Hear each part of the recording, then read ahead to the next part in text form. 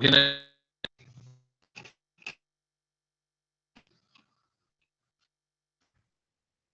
hello. Well, Sean, I heard you. I think Joe was a little garbled there. Sean, I like your background. thank you. Forgot I put that up there for the last meeting.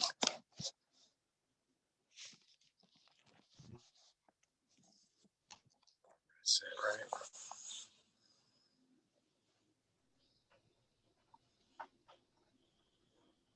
I don't remember how to take the background off.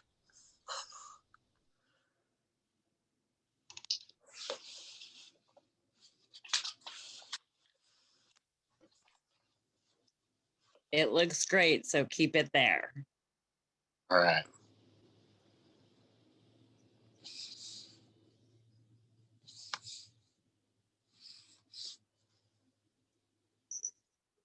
Hello. David. Hi, David. Hey guys, can you hear me good? Yep. Cool. Hi, Hi Amy. guys. How's it going? Good. How are you? Doing well, thanks. Thanks for joining us. Absolutely. It's times like this I'm glad it's a Zoom meeting Yeah, right. with a storm going on. Mhm.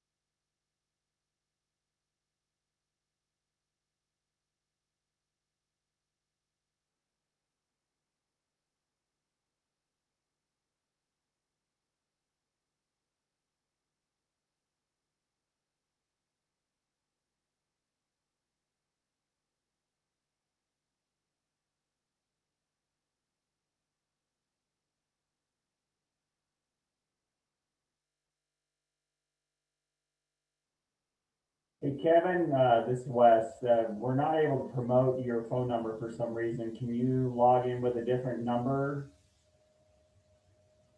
please? Or via the website?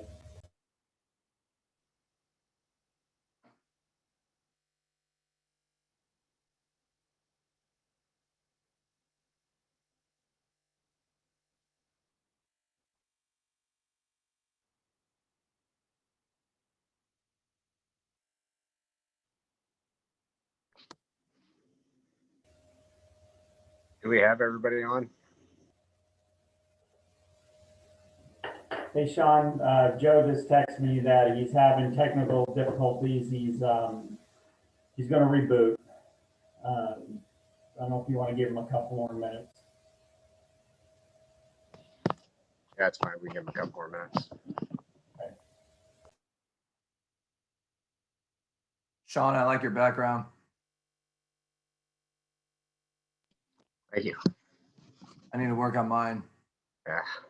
I didn't think anybody wanted to stare at the wall behind me.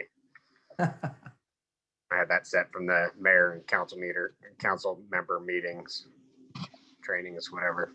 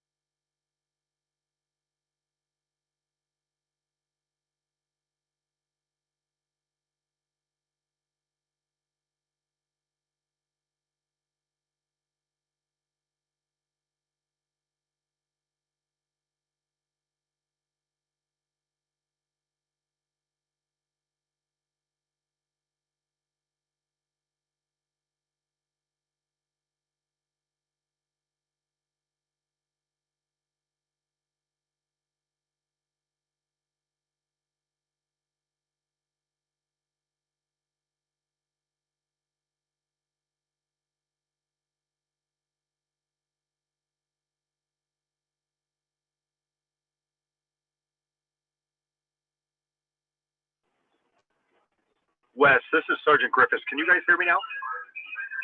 Yeah, we can hear you. Okay. Thanks, Ruth.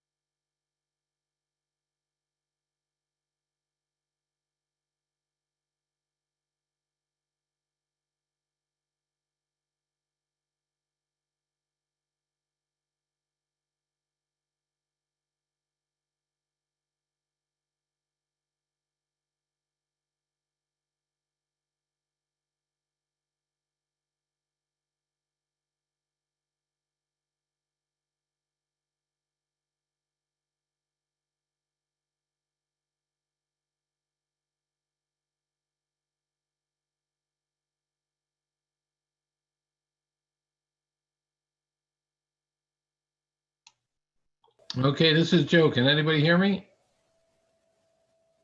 Yes. I can hear you, Joe. Here, Thank Joe. you. Okay, I'm back. All right. If we have everybody and we're ready to go, Wes? Yeah, Mayor, we have everybody online. All right, great. And I will call our regular meeting, January 27th, 2021 to order at 6:06. David, would you like to lead us in the Pledge of Allegiance? Sure. All right. I pledge allegiance to the flag of the United States of America. And to the republic for which is Can you guys hear me? Yeah. Yes, we Can can. you guys hear me now? Yeah, we can hear you. Okay, sorry. And to the republic for which I stand, one nation, under God, indivisible, with liberty and justice for all.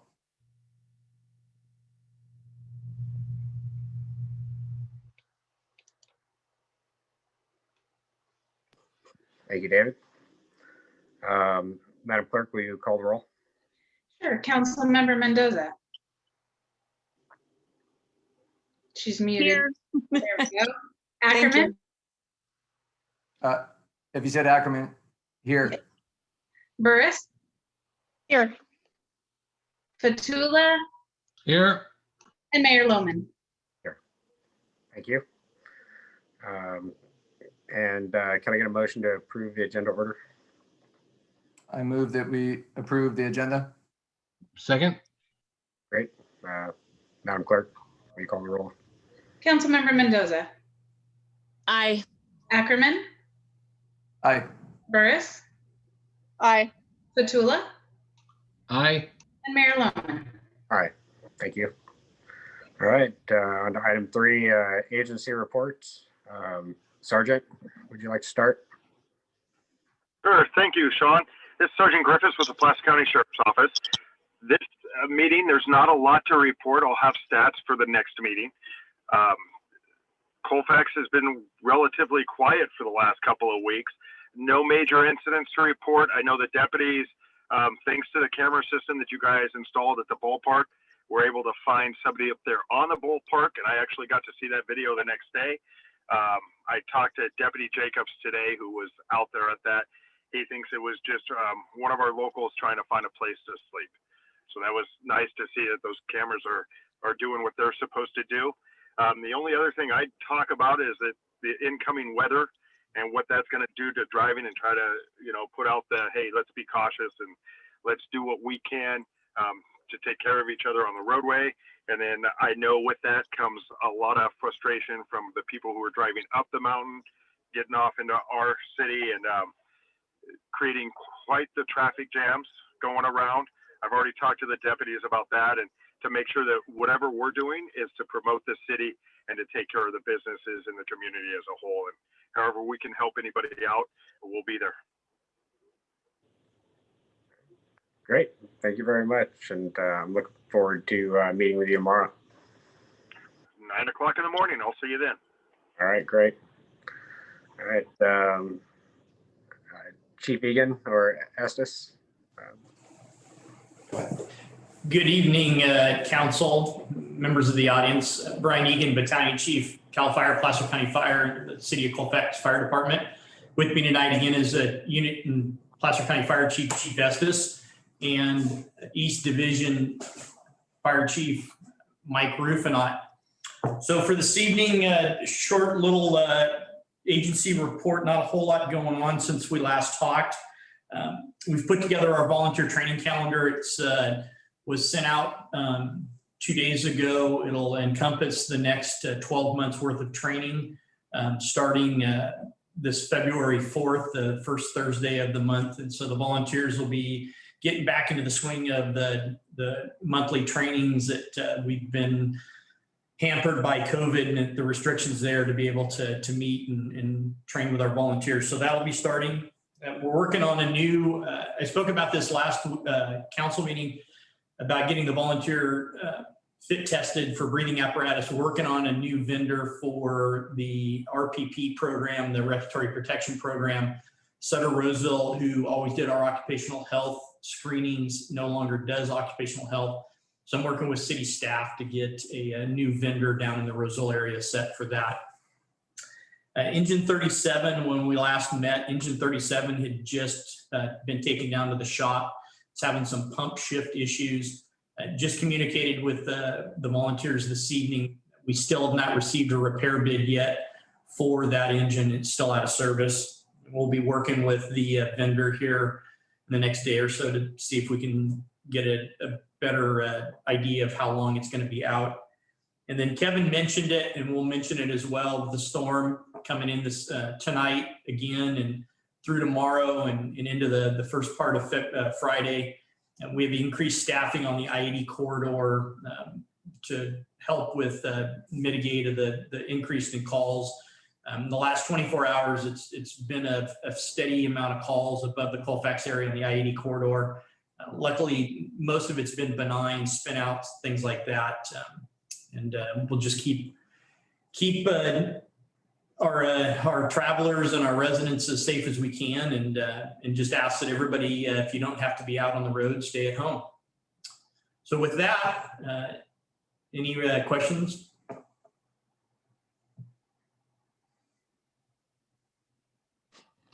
So hearing no questions, end of report.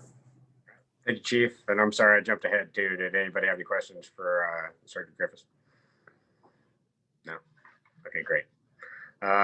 Do we have a CHP representative with us tonight? Mayor, I don't see a representative from CHP online right now. All right, great. Staff will inquire with CHP to see if we can't get somebody to come to the next meeting. No problem. Did we have any other community representatives that weren't listed that are on tonight that needed to speak?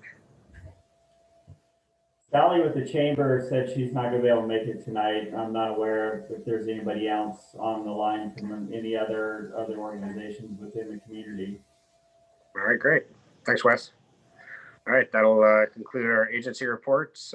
We didn't have any presentations for tonight. So we'll move on to item 5, our public hearings. We have 2 tonight. The first one, item 5A, will be a public hearing. The CDBG CV 2 and 3 Coronavirus Aid Relief and Economic Security Act. Wes, did you want to start this one off? Thank you, Mayor. I'm just going to give a light introduction. Then Mr. Ashby is going to take it over. This is a continuation of council remembers previously. Council approved CDBG CV1 program funding. Same process we got to go through. This is the second, third pot of money for the same allocation. Mr. Ashby is going to give a little presentation tonight and express what the options are available. The staff did notify all the nonprofits in the area. We posted it as a public hearing as required. So after we hear the presentation tonight and receive comment from the public, staff has a recommendation and a to move forward with to bring back a future resolution for approval. And with that, I will go ahead and let Mr. Ashby take it away on the slides. Did we lose him?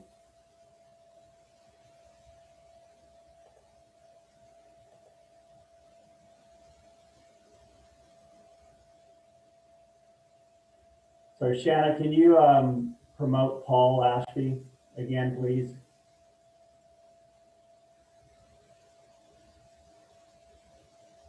Can you hear me now? Yes. Sorry, I have I'm trying to figure out which earbud you can hear me through right now. Yeah, we can hear you Okay, fine, I'll get Paul. started. Okay, great. Thank you, Wes. Apologize for the technical difficulties. Good evening, Mayor, members of the council. Thank you for the introduction. As your city manager mentioned, we are here tonight to do a public hearing as required by the Housing and Community Development Department, HCD.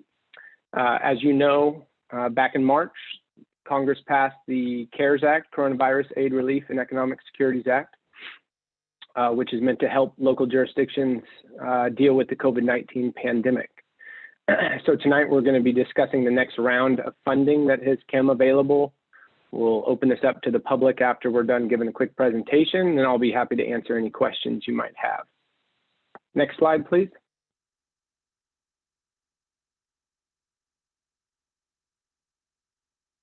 Great, thank you. So when we met last time, HCD had only allocated the first round of, we're going to call this CDBG CV money, which is CDBG dollars meant for coronavirus or COVID-19 use. In December, just last month, they released their second NOFA, which includes the second and third round of funding. And these funds are being directly allocated from HCD as a form of a direct allocation to your city. So rather than competing for these funds, which you typically would do, they have already set this money aside. If you see there on the third bullet point, the city of Colfax is slated to receive $219,150 in this next round. Applications are due on a rolling cycle, depending on the category that you're applying for. So those dates range from February 12th to March 12th. So it's a pretty quick turnaround this time for getting in an application. Activities are limited to 3 for a total application. If you've already done one, like we did in the last one for rental assistance, you can either add to that activity with these dollars, or you can actually utilize 2 new activities if the city would choose to do so. With these funds, we will have a 24-month grant expenditure from the time that you execute a contract. You can incur costs again beforehand. So any costs incurred since March 27th, when Congress passed the CARES Act, would be eligible, but you would actually get a standard agreement, a contract executed, and then you would have 24 months to expend them and draw them down with the state. As always with CDBG money, you have to meet a national objective through either benefiting low moderate income groups, job creation, housing, or an urgent need. In most cases, we are going to be focusing on low to moderate income persons, which again is 80% or below the county median income. You also, I'm just giving you a few other options here on this first slide here. Cities are eligible to partner with other cities or with the county through MOUs if there's a better way to try to get this money out, which we've seen some people do. And then of course, the city must be in good standing and pass all thresholds to be eligible. Lori Adams in my office has been working on your first application, and I know that you've passed all those thresholds just in the first round, so I assume that you are in good standing at this point as well. The permitted activities that we have under CV2 and CV3 are going to be very similar to what we already discussed in CV1. First one, public services. Most of the time there we see homeless costs, we see food distribution, food banks, and then of course short-term subsistence payments for households in risk of eviction. And that is what the city chose to use their first allocation on, was subsistence payments, basically a rental assistance / utility assistance program. The second one there and the third one, I'll kind of go over them both together: public facility infrastructure improvements, public facility acquisition. So these again are for housing or homeless or healthcare facilities, trying to get people off the streets. If people need to be assisted with quarantining due to COVID-19, that's going to be those types of public facilities. And then we also have housing assistance, which again is going to be getting people off the streets who are experiencing homelessness, and the idea being to keep the spread low in encampments and to quarantine individuals. Next slide, please.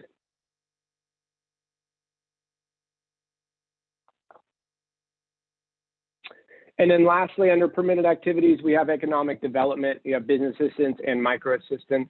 The difference between those are typically the size of the business. So micro, you would be dealing with 5 employees or less. Business assistance would be more than that. So in this, you're doing some sort of a business grant or loan assistance programs to businesses that have been impacted by COVID-19. These types of programs, you can pay for rent, you can pay for payroll, PPEs. The list kind of goes on and on for what's permitted on that. And again, the idea is that you're assisting these businesses to retain jobs in your community. So tonight we're doing a public hearing, which is required by CDBG. So we are going to open this up to the general public to share their thoughts, give us any feedback that they see on this program. We will be bringing this back to the council at your next meeting for an actual resolution once we receive public comment and if we get direction from council to proceed with an application. Next slide, please. So on the next slide there, I've listed out where you can, the public can go to find this NOFA, Notice of Funding Availability, and go through that if they would like to see more information. And then at this point, I would be happy to turn it back over to the city manager and to the mayor so that they can proceed with the steps of actually opening and closing a public hearing and receiving any public comments. After that, I'm happy to answer any questions that the council or city staff may have.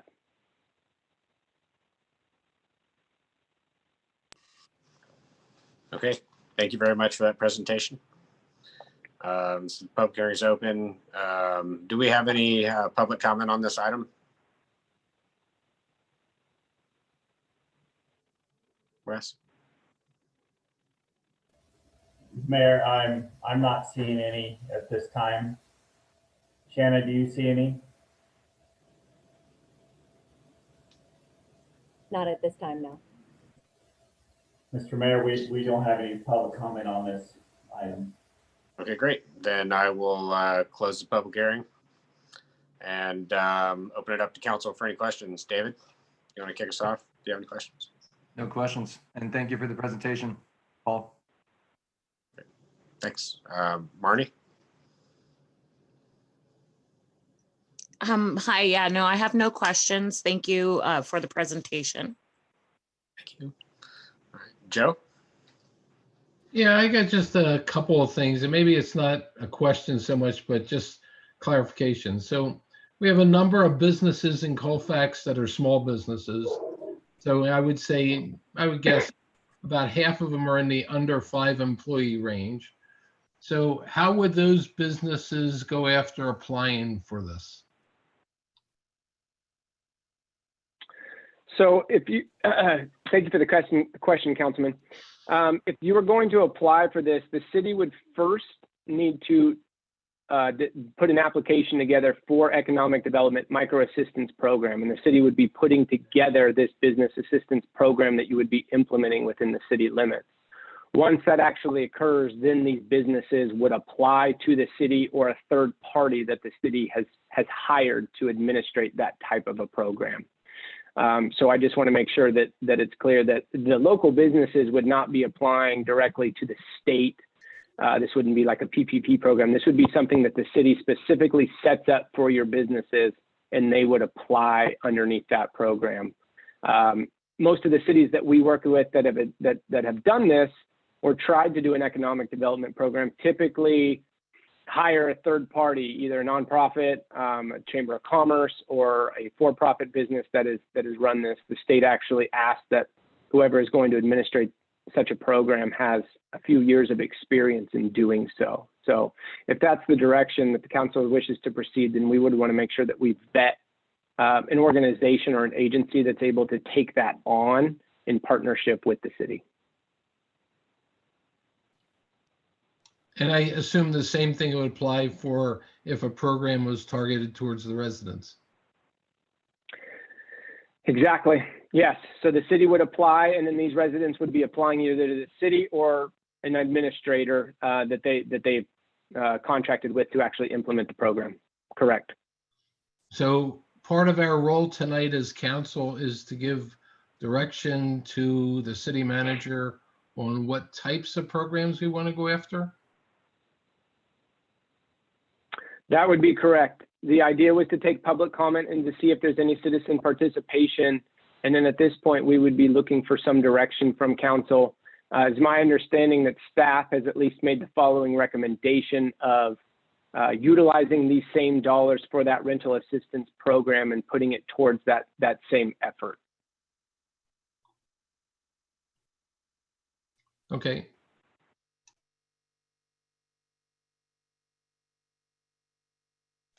Great. Thanks, Joe. Trinity, did you have any questions or comments? I don't at this time. Well, actually, I lied. With the MOU and doing a partnership with the county for these different programs, I was just curious, does that give us the ability to give grants to people within our sphere of influence, or are we still restricted to those within our city limits? I just want to make sure that I've flushed that out really quick. Yeah, your funds would still be limited to your city limits. Okay, great. That's the only question I had. Thank you. Thanks, Trinity. All right. That's all the comments and questions. Then I guess we should put a motion together to have staff prepare the application and release a notice of funding availability. Can I get a motion? Sean, I'll go ahead and make that motion. I'll second. All right. Madam Clerk, will you call the roll? Councilmember Mendoza, Yes. Ackerman, Aye. Burris, Aye. Spatula, Hey, and Mayor Loman. All right. All right. Thank you. Thank you for your presentation, Paul. Thank you, everybody. Have a wonderful night. You too. All right. We can move on to our next public hearing item. Item 5B, a public hearing for Fireworks Farms LLC commercial cannabis cultivation business permit. Wes, do you want to start the presentation?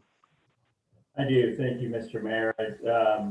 Kyle Tanker with SEI Consulting is actually going to walk us through a brief presentation similar to the previous public hearing, and we'll go through the process. The applicant during the public hearing will give a presentation. Council will open it up for public comment and then receive public comment and then close the public hearing and then direct staff on how to proceed. With that, I'm going to turn it over to Kyle Tanker with SEI Consulting. Kyle, you online? All right, I'm here. Can you hear me? Yes. We'll open the public hearing. Thank you, Kyle, for joining us. Thank you. Go ahead. Well, good evening, Mayor, members of the Technically, council. Mr. Mayor, the hearing is open after staff presentation. Okay. Thank you. Good evening, Mayor, members of the council. Kyle Tankard with SEI Consulting Group. So tonight for your consideration is the approval of a resolution that gives the city manager the authorization to issue a commercial cannabis cultivation business permit to the proposed applicant Fireworks Farms LLC. So tonight I will provide a brief overview of the application review process we went through, and then turn the presentation over to Angelica Sanchez from Fireworks Farms.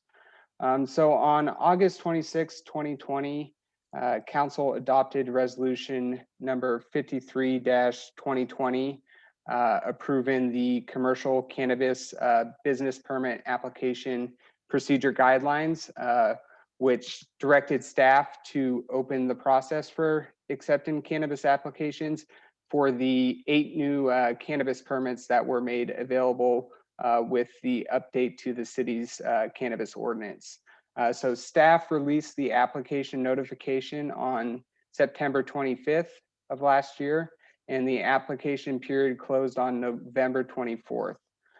During this time period, the city received 1 application submitted by Fireworks Farms for a commercial cannabis cultivation facility. The application review process for scoring and selecting cannabis applicants is split into 4 phases. The first phase is a completeness review of the application and a determination of the eligibility of the applicant.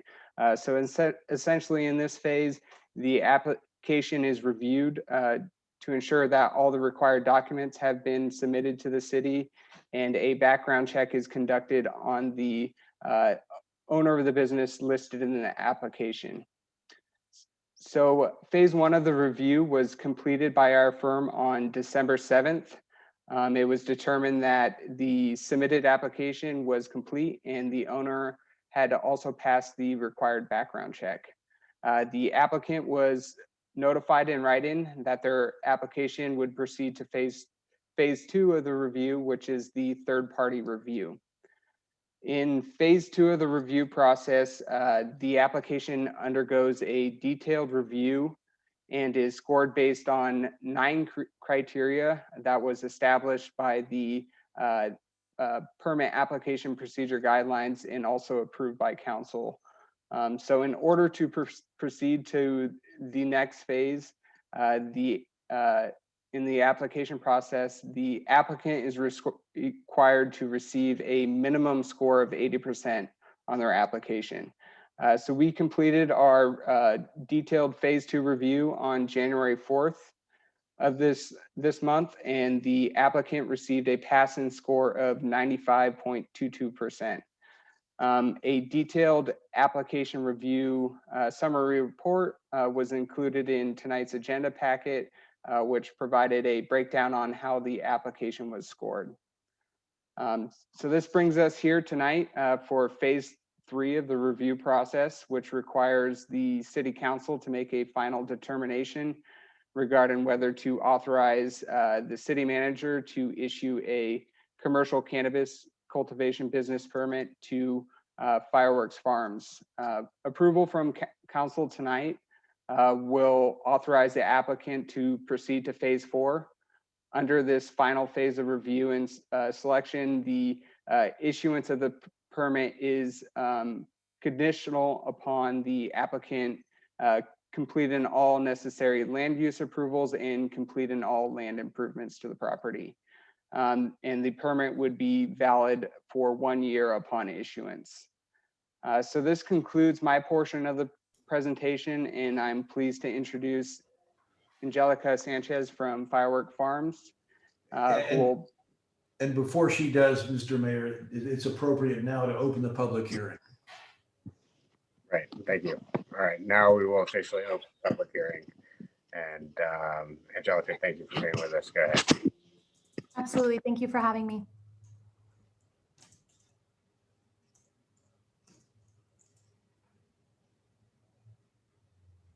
Angelica, go ahead with your presentation. All right, thank you. I wasn't sure if I would get control of the slides, but I'll go ahead and just let you know when we need to turn them. Good evening, Mayor and members of the City Council. My name is Angelica Sanchez, and I'm the Director of Government Affairs and Compliance for Fireworks Farms. David Spradlin, the founder and CEO of Fireworks Farms, apologizes for not being able to be here today, but wanted me to communicate that he is very excited about this project and will be available in the future for any additional questions. The principals of our organization are pioneers in the cannabis industry and have several decades of combined experience that ensure Fireworks Farms and its associates are highly trained and effective managers that operate in full compliance with all applicable laws. Our business model centers around taking care of our community and our employees. which is why we do our best by investing thousands into nonprofits every year, hosting volunteer action days, and making sure all of our employees are paid a living wage with benefits. We are a vertically integrated company that holds several state licenses for retail, cultivation, and distribution. Our retail licenses operate under the name Perfect Union. Our cultivation licenses operate under the name Fireworks Farms, and our distribution license operates under Meta Distribution. Our leadership values strong labor practices, and as a result, Fireworks Farms has a long-standing relationship with UFCW, the United Food and Commercial Workers Union. We are one of the few cannabis companies in California with active collective bargaining agreements for our employees. Our partnership with UFCW helps provide high-wage jobs with benefits that will aid in boosting Colfax's local community. And then I'm on owners and managers. If we could just go back one slide. Yes. David Spradlin is the owner and CEO of Fireworks Farms. He is a business development and operations management expert with decades of experience in the cannabis industry. David currently manages 8 Perfect Union cannabis retail licenses in Sacramento, Marysville, Turlock, Riverbank, Seaside, Morro Bay, and Weed, as well as 2 cultivation facilities and a distribution center in Sacramento. In 2015, he opened Fireworks Farms Sacramento, which started as a 2,000 square foot indoor cultivation facility. In 2018, he relocated and expanded it to a brand new state-of-the-art 30,000 square foot indoor cultivation facility, which is fully licensed with the city of Sacramento and the state of California. In 2019, he expanded that operation to include a 1,200 square foot nursery. His operational experience has resulted in success for all projects he has directed, and his track record of creating compliant business structures has provided jobs for hundreds of people. This expertise ensures that each jurisdiction where we operate has a well-run, financially sound, and professional organization that they can depend on. Greg Sutton, our Chief of Operations, is responsible for our overall cross-functional operations, including supply chain, in-house brands, cultivation, and production operations. Greg previously served as Chief Operating Officer at Harborside and as Chief Financial Officer at Agris Farms, a pesticide-free cannabis cultivation in Northern California, and he is very experienced in the management of cannabis businesses. Michael Luria is the Vice President of Cultivation for Fireworks Farms. He is a master cultivator and is highly experienced in maintaining yield standards, operating procedures, and overall compliance. In 2015, Mike developed, implemented, and managed the company's first indoor cultivation facility and was instrumental in its development and expansion in 2018. He is currently responsible for all operations in the cultivation facility, as well as ensuring all processes, training requirements, schedules, policies, and procedures are followed. Mike will develop, manage, and maintain the proposed cultivation facility in Colfax. Mike has been a resident of Placer County since 1990. He bought his home in Auburn in 2014, and he's very excited to shorten his commute and begin operations in Colfax. Next slide, please. Our location will operate at 1408 Highway 174. The property is owned by MWG RE Holdings, which is managed by David Spradlin. Next slide, please. The property will feature 8 fully enclosed next-gen commercial greenhouses. Each greenhouse is 120 feet by 108 feet and can hold 2,500 square feet of canopy. The next-gen greenhouses will be built with state-of-the-art shade systems, automated ridge vents, lights, fans, steel utility doors, and odor mitigation systems. We will operate in compliance with the City of Colfax Municipal Code, the State Medicinal and Adult Use Cannabis Regulation and Safety Act, and the regulations adopted by the Bureau of Cannabis Control and California Department of Food and Agriculture. Fireworks Farms will be fully licensed locally and with the state of California before beginning operations. Next slide, please. Our security plan is based on years of experience providing cannabis in safe and secure environments, as well as a security assessment of the property and surrounding area by Crime Alert Security, a licensed company by the state of California Bureau of Security and Investigative Services. We understand that cannabis businesses are considered high-value targets, so we spare no expense in ensuring that our facility, products, and staff are always well protected. In over 10 years of operating history, we have never had a severe security issue at our locations, and have an impeccable safety record. Our facilities exceed regulatory requirements for security in the municipalities in which we currently operate, and we will continue to provide the same level of security in the city of Colfax. Fireworks Farms expects to employ 18 to 20 full-time staff to operate, manage, and maintain the cultivation upon startup. We'll work directly with the United Food and Commercial Workers Union, UFCW, and other job search organizations to find qualified local candidates that are looking for a quality job with competitive benefits. We believe local employees better serve and understand the needs of the community, and we will hire 100% of our employees from the city of Colfax and Placer County. We understand that the reason we have a track record of success is because of the team we have implemented for our vision. This philosophy ensures we provide all workers from entry level to management with a living wage, benefits such as medical and dental, and the opportunity for rapid advancement. Cultivation staff starting wage will be at $17 an hour and will include yearly raises. Next slide, please. Our goal is to help make the city of Colfax a better place to live, work, and thrive. We will use our resources to help improve the local landscape through community-based projects and local funding opportunities, as well as partner with local charities and nonprofit organizations to provide support and funding for projects through grants and volunteerism. We look forward to partnering with the city and learning how we can best contribute. The following are organizations we plan on working closely with: the Colfax Green Machine, which is a tax-exempt nonprofit established by parents, coaches, and community members. They are dedicated to helping youth sports and academic groups in the Colfax area. We have been working closely with Andrea Harrison and will be supporting the crab feed drive-through, as well as any other events she has in the future. We also plan on working with First 5 Placer, a county-wide organization that supports children's healthy development from prenatal through age 5. They help enrich the lives of families and communities. We plan to donate funds to First 5 Placer.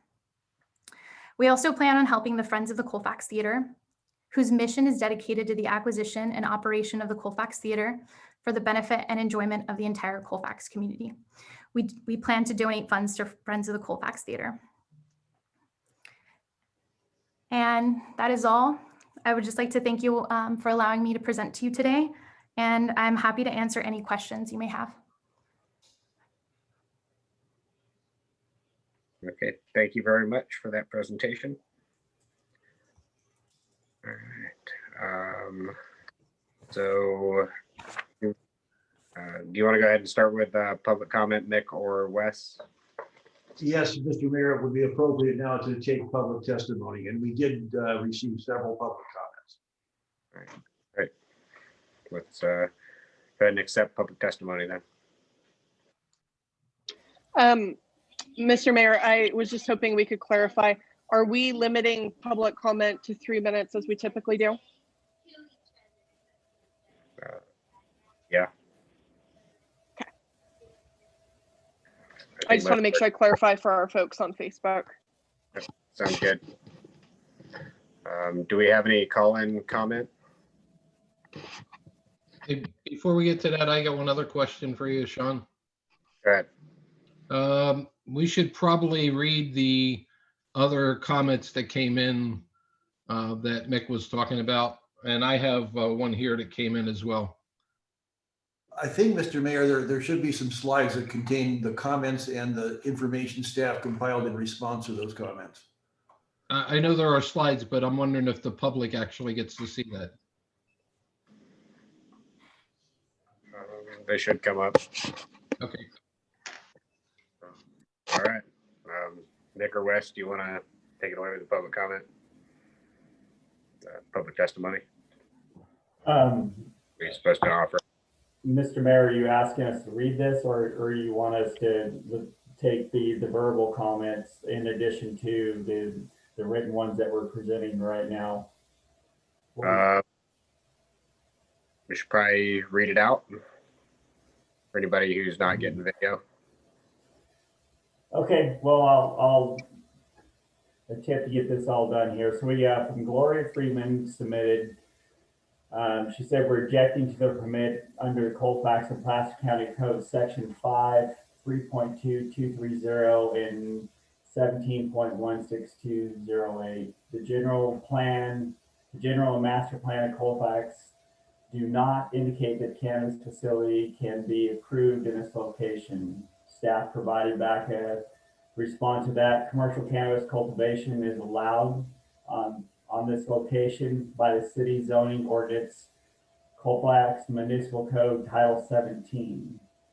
Gloria's second comment was zoning. The zoning of this parcel does not allow cannabis facilities or growing operations. It's the same response under Title 17. Council has authorized commercial cannabis to operate within the zonings of commercial highway, commercial retail, industrial light, and industrial heavy. This particular parcel is actually zoned industrial, so therefore it is compliant with the Title 17 on there. Third comment, must have ingress, egress from the highway to the facility. There's no highway to the facility. There's a small steep road leading to the parcel that is already dangerous with gas trucks speeding down the hill, high speeds. This is a comment that is outside the purview of this discussion. This is if council were to elect and direct staff to move forward with the permit. The applicant would still need to go through the process to satisfy all the planning, engineering requirements for the facility before the permit would actually be issued. And again, this would be addressed at that time. Next comment is I've been close to being hit twice from the gas trucks and the steep slope of the hillside of the truck, adding additional trucks and traffic down the road with gas facilities and trucks would create a dangerous fire issue as well as a road danger. Again, this would be something that would be addressed in the when we went through the process of approval beyond council's direction tonight. Fourth comment, water. There is no approved well or water on the subject project property, which is the requirement for the permit. The proposed use could endanger the wells of the surrounding properties and lakes and rivers, the Tahoe National Forest and the Bear River and the Rollins Lake. Again, this is going to be an item that would be addressed whenever we went forward with the planning and the building review on this. I know there is potable water supply near there, but that's something that they would have to show the city to the city's satisfaction that they were able to provide water for the site. A similar comment on the sewage. There is inadequate sewage or septic on the parcel to support this cannabis growing operation. This could endanger our wells, water supply, and create environmental hazards. Sewer on this particular site would be septic, which is regulated through the county and approved. It would have to have the county's approval before the city would move forward with issuing the permit with this item. Comment number 6, extreme fire danger in already dangerous fire zone, which may be insurable and create fire danger for surrounding properties and the entire town. I know what comment to put back to that. It's kind of subjective on there. It's we are in a high fire risk area. This area is intended for industrial use, and this permit tonight actually isn't compliant with the intended use set by the zoning. Electricity. The comment on there is currently not enough electricity to support this project. Again, this is something that would be vetted out through the beyond council scope and approval tonight. 8, the smell. The smell and odors that emanate from this type of operation would destroy the rural character of the area and add toxic pollution. Again, CMC section 5.32.310 has very stringent regulations on the odor controls and everything else that goes along with it. There's an in-depth comment on here. I'm not going to read the whole thing, but it's addressed in our code. Shannon, can you move to the next slide, please? Number 9, environmental health, runoff of chemicals and water, which create further environmental issues of surrounding properties and in town of Colfax. Again, this is an item that would be addressed beyond the scope of council's direction tonight and to get approval for the permit. Number 10, the security of the area and the surrounding properties would be affected by the building if this was approved. Again, the applicant was pretty clear that there's going to be extensive security features that's a part of this whole project, and if they do not implement those safety features, the permit will not be issued. Comment number 11, noise. The subject noise and the intrusion of the cannabis permit would alter the peaceful use and enjoyment of surrounding parcels as well as the town of Colfax. This is addressed in section 7.1 of the applicant center, which requires a good neighbor policy, which they provided an extensive policy, and from the staff's perspective, it meets with the requirements. Number 12, wildlife of Colfax and Tahoe National Forest would be adversely affected. I don't necessarily have a comment on that. I'm not sure that could be proven one way or another. Number 13, health hazards could be caused by the permit being approved due to toxic pollutants. The permit process considers this is required as a safety plan, which is part of the application, and to staff's, it's satisfied the staff's request on this to make sure that we were in compliance. Their applicant actually will not be using any volatile substances as part of their cultivation process, in there, which is a positive outcome for this particular use. Comment number 14, federal laws do not permit this type of operation and are in conflict. It is, as we mentioned throughout, that this is true, that cannabis is still a Schedule I. You know, I don't know, Mick, you want to touch a little more on this one? You're a little more knowledgeable on that comment. Sure, yeah. This is something that is not going to change. Under the Controlled Substances Act, cannabis is a Schedule I controlled substance. It's illegal under federal law. The feds have tended to take somewhat of a hands-off approach for medicinal cannabis. The Rohrabacher-Farr Amendment basically has said, yeah, we recognize it's illegal, but we are not going to allocate any federal funds to enforce against medicinal cannabis.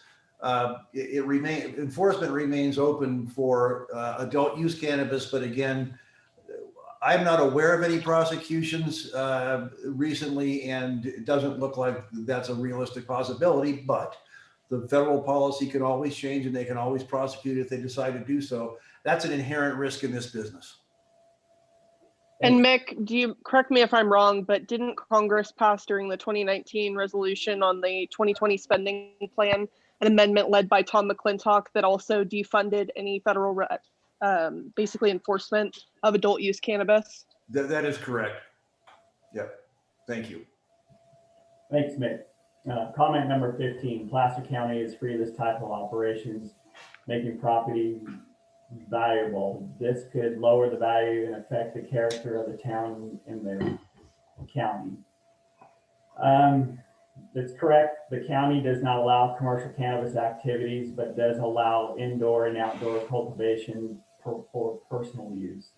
The city is, quite frankly, is a separate entity from the county and is authorized by state law to allow commercial cannabis cultivation. Comment number 16, the State Water Resource Board and other environmental boards have to first approve this. Staff's comment really is commercial cannabis cultivation licenses are issued by the Cal Cannabis Cultivation Licensing Division of the California Department of Food and Agriculture. Is a separate approval than the Regional Water Quality Control Board. So it does not fall underneath the Regional Water Quality Control Board's purview on this. Comment number 17, federal agencies must first need to approve this use. This is not correct. There's no federal agency with authority to approve this use. Cannabis remains illegal under federal law. Comment number 18, cannabis is an unproven and undocumented science. As staff put on here, that opinion varies on this issue, and I don't really have much more to add to that comment. Comment number 19, drug abuse concerns related to approval of cannabis. facilities. Commercial cannabis facilities are prohibited from selling cannabis directly to the public. The addition of cultivation facility will not increase the availability of cannabis to the general public in the city of Colfax. Comment number 20, effects on children, schools, and residents nearby must be considered. They were under the CMC chapter 17.162.040 A prohibits the cultivation within 600 feet of any school, church, park, library, daycare center, youth center. This is aligns with the state regulations, and this particular application meets all those requirements. Comment number 21, interferes with a nearby business, making it difficult, if not impossible, to operate. I'm not sure that staff has a comment for that. I mean, that's kind of more subjective. Comment number 22, interferes with nearby residents. And I have the same comment. Staff doesn't have any additional comments on that item. Last statement on here under CEQA, California Environmental Quality Act, and other federal laws, the project must meet all state and federal and local water requirements to proceed to the development. Since this parcel has no water rights, the reason Montero Trucking was forced to move out, this is impossible to build such a huge water requirement facility without the obvious water rights. Again, we'll go through the process of the planning for the intended use, and any type of regulatory review has to be satisfied before staff would issue the permit.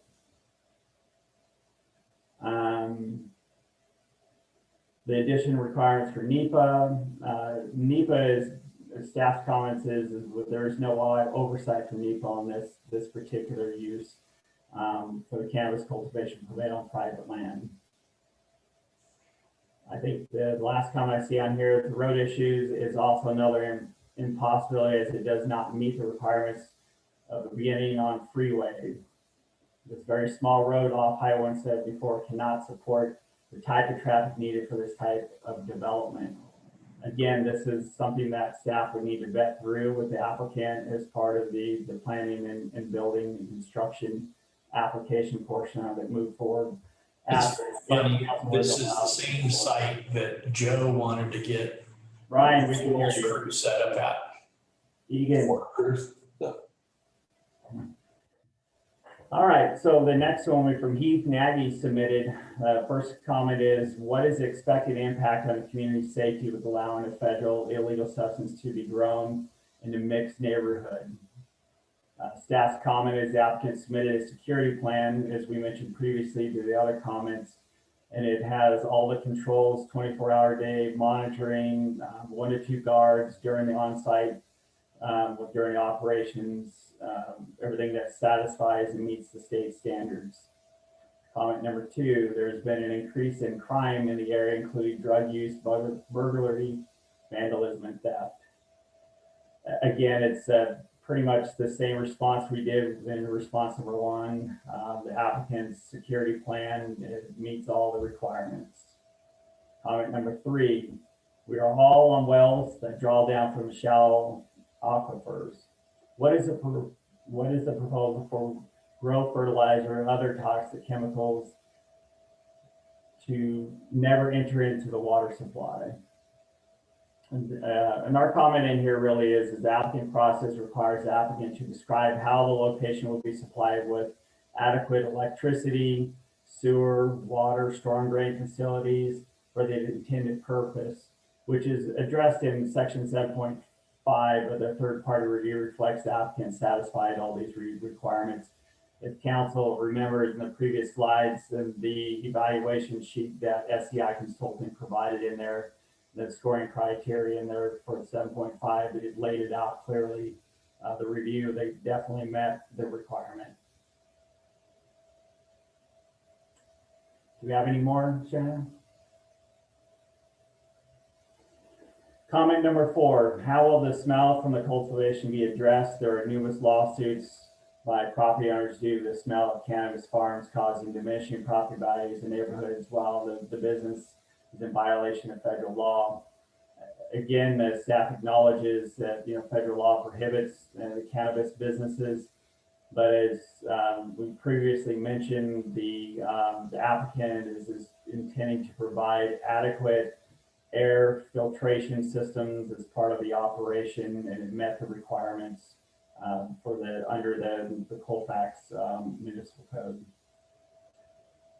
Comment number 5, how does the city council plan to address the potential loss of property values and loss of tax income for neighboring properties? The National Association of Realtors research paper found that 27% of realtors had seen a decrease in property values near cannabis growth sites and dispensaries. Mick, I'm going to ask you to kind of touch on this one a little bit, if you wouldn't mind. Well, I don't think we have any information that leads us to comment one way or the other on that. That's a matter of opinion. It's relatively speculative, but it's, it's a valid opinion. But we can't compare national to local. Say again? We can't compare the national scales to local. It's not comparable. Our market is so steep here. To That's try to correct. compare to the national market, that's not even a valid data comparison. I agree. Okay, comment number 6. How will the businesses be taxed at the local level when the income is not legal at the federal level? Will there be a larger generator of tax revenue for our community, or will the proceeds be distributed outside of Placer County? Comment 7 is relatively the same. He talks about what the cost is for the state level for the cultivation. So basically, in the current tax rate and the lightweight cultivation established under the City Colfax Ordinance 537, it's $7 per square foot of canopy space. The applicant is proposing a 20,000 square foot of canopy areas. So the estimated annual tax revenue would be about $140,000 per year. Comment number 8. The MWG Holdings recently converted from the California to the Delaware Corporation. Golden Valley Security, Perfect Union, and Fireworks Farms are all associated with the applicant, David Spalding.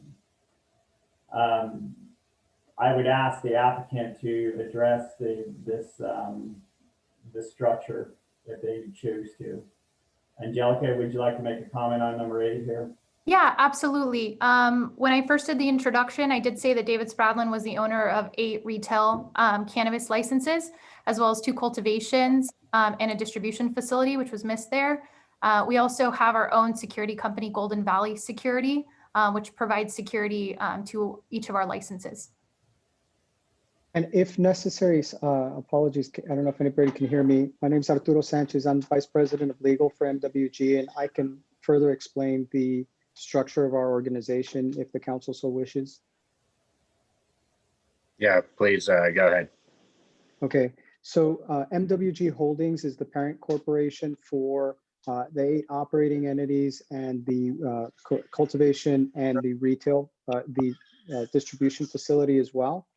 I'm going to turn on my video just so you guys know who you're talking to.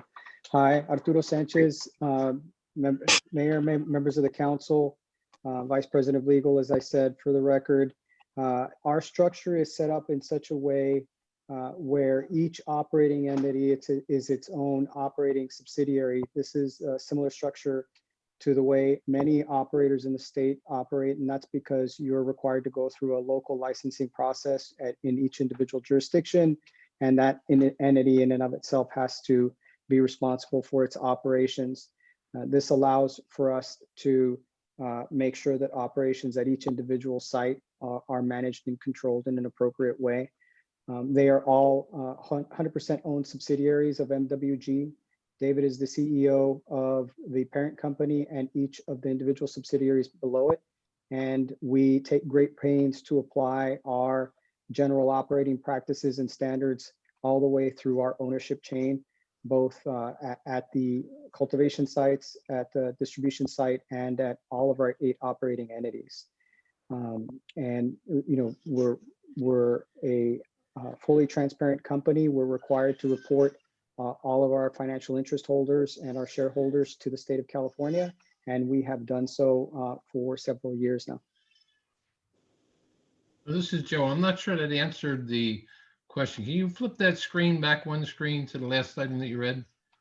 Sure. Let's see. Right, in item number 8. Right. I think the person's trying to raise a question that says, how does this, being a Delaware corporation, affect enforcement and restrictions in California? Well, I missed the nuance on that, so I apologize. It does not. It's what's called a foreign corporation. We may be registered as a corporation in the state of Delaware, but we're required to re-register with the state where our primary business is located, and that's here in the state of California. So if you were to go to the Secretary of State website and you looked up MWG Holdings Group, you would find that we've registered here as what's called a foreign entity from a corporate standpoint, and we must meet all of the reporting requirements that any normal corporation operating in the state of California would be required to meet. It includes filing SOIs with the state, providing information on our officers. It also includes holding annual shareholder meetings if we have shareholders, and making sure that we provide pay all our taxes both at the state and at the federal level, which we do. Okay. Okay, thank you. Janet, can you go back to the next slide, please? The comment number 9 is, has the council contacted other cities where his companies hold permits to gather data on the effects of them on their communities, whether it's good or bad? I can say that staff has not made any contacts with the other neighboring communities. We based the application solely on its merit that was submitted. Next comments come from Mary Walker. First comment, will they have covers that block out the light to night sky? And Angelica, I'm going to ask you to kind of respond to that one. Absolutely. So we're going to run a greenhouse cultivation facility, which will mostly rely on the sun. So there won't be any light during the nighttime. Great, thank you. Comment number 2, where would their water be coming from? Again, this is something that, that the applicant will have to satisfy to the staff's satisfaction here, that they were going to be able to provide adequate electricity, sewer, water, storm drain for this facility before the permit would be issued. And again, they cover these things in section 7.5 for the third party review. In there, we looked at it and their intended use and compliance seemed adequate to us. Janet, is that the last of the comments?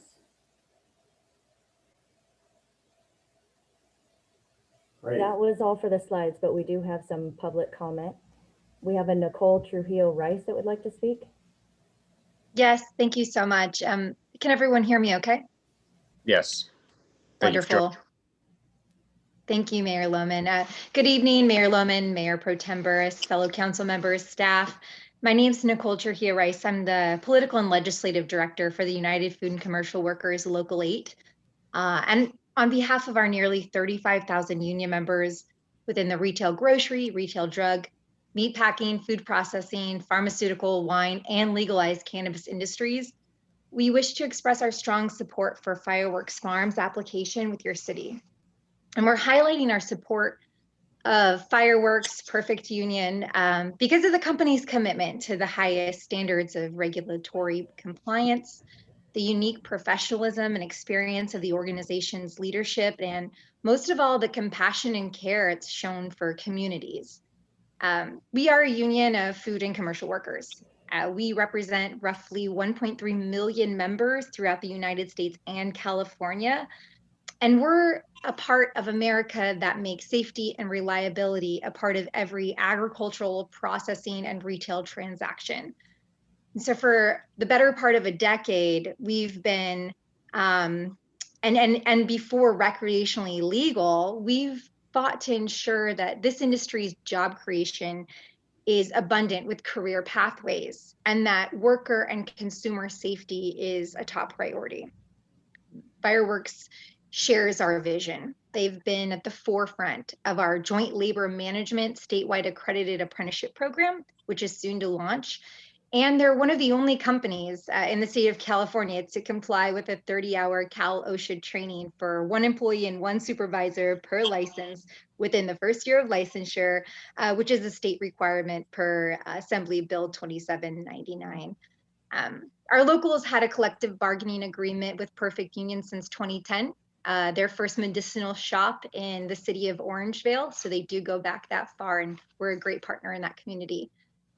We represent a number of their retail dispensaries within our jurisdiction, which goes from the Oregon border down to the Grapevine. So 5 of those retail dispensaries they spoke about, a distribution center in Sacramento, as well as their Sacramento fireworks farm. And this was pretty significant because this was the first cultivation contract that was certified by the ALRB. And under this cultivation contract for these workers, there are cultivation specialists and garden technicians. And within that contract, the compensation is roughly 40% above industry standards in every area, wages and benefits, including healthcare, vision, dental, and their pension plan, which is an individual account plan, and it's administered by the UFCW Trust Fund, a multi-employer trust fund. Also, I'd like to mention that during this global pandemic, where we represent most and all essential workers, where we were negotiating hazard pay with these employers, our large employers like Safeway and Raley's and Save Mart and Rite Aid, Perfect Union, the CEO, Dave Spratland, willingly gave employees hazard pay before we even had an opportunity to approach them to bargain for it. And just to conclude, UFCW's partnership with Perfect Union raises standards for cannabis workers across California. We're proud to represent the workers at the forefront of the legalized cannabis industry. And because of our partnership, the strong labor standards and diverse workforce, Perfect Union Fireworks Farms will be a great community partner and an outstanding cannabis business within Colfax. So we strongly encourage the city to select fireworks as for a cultivation license. And I really just appreciate your time and being able to speak with all of you this evening. Thank you. Thank you very much. I saw we had a couple of comments, or at least one come in on the Zoom call. Could you read that one, please? Yes, it's from Pete, and he says the councilwoman did not address the comment on loss of property value. It is a nationwide survey, but the results are local. I am also curious, what is the plan?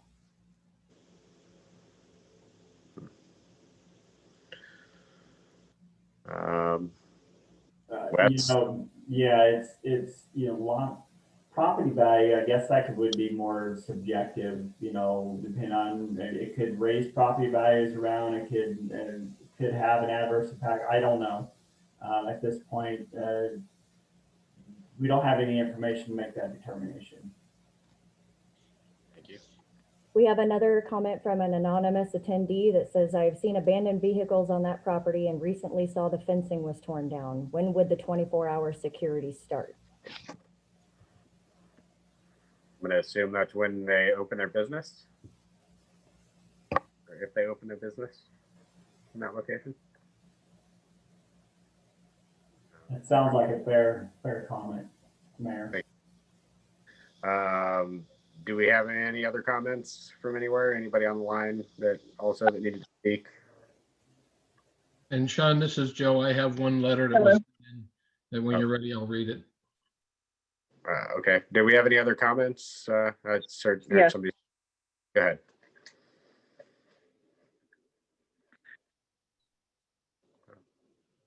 Go ahead. Gloria, oh, okay. This is Dr. Gloria Freeman. I'm on the adjacent parcel at 1333 Highway 174 in Colfax. We currently run a business out of there, Aaron and Aaron Legal Education, and our business would be adversely affected by this. Also, some of my concerns are the road that we already talked about, the fact that it's not on a highway and it's a very small road going down a very steep hill. it also, the fact that it violates federal law, it's a cash business. It can't go into a bank, so it's basically money laundering. Also, they have no water rights. That's why Montero had to move out of there. And so they have no water rights at all to even be doing something like this. The also fact is, biggest question I have though is why is there only one applicant? Why didn't the city go out, advertise to residents and regionally and even statewide to get other applicants for this type of business? If you only have one applicant, it makes it appear that it's been railroaded just to one rather than keeping it open to other people. Placer County currently has no cannabis facilities or retail. The only retail one we have is in Colfax. Just take a drive up to Humboldt and see what it's done to the county up there.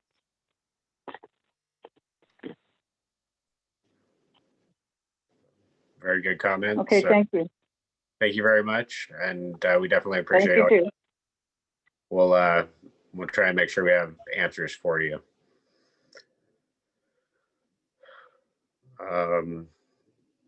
Joe, do you want to go ahead and read your comment letter?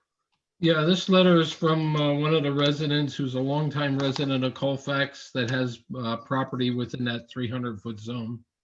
Do you have a name? No, I don't have a name on here. Says to city council members, we are writing this letter to hopefully influence you as leaders of the community to vote no on the request for the commercial cannabis permit.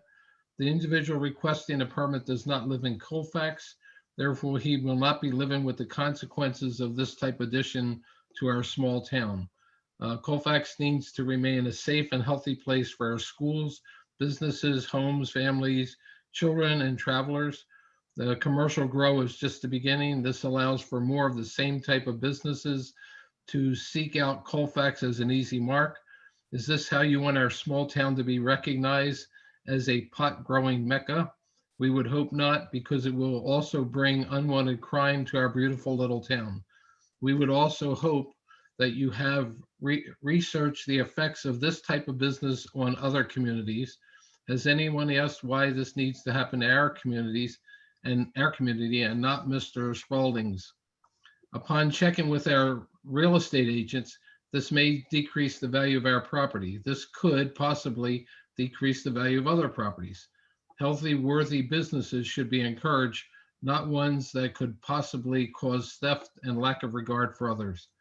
The safety of our homes and our personal properties and businesses, our schools, our children, our families is worth so very much more than the revenue generated by cannabis grows. We're sure that there are better business opportunities that would provide revenue sources. The image of Colfax needs to remain a beautiful foothills town where families are safe. If you answer no to any of the following, then you should vote no on this permit. Do you want commercial, do you want cannabis? Do you want a cannabis grow within 300 feet of your home, of your business, of your city's playground, of a library, a church, a theater, a restaurant, schools, a train stop? Please consider the consequences of your decision and vote no on this permit. Thank you, a longtime resident of Colfax. And I'll put a copy of that over in City Hall tomorrow. All right, great. Thanks, Joe. Yep. All right. One last call for public testimony.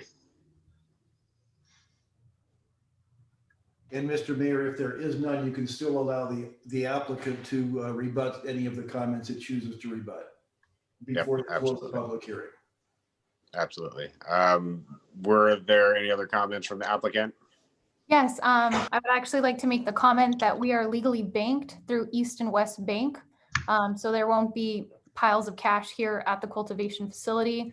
All the income that does come in will be put in the bank.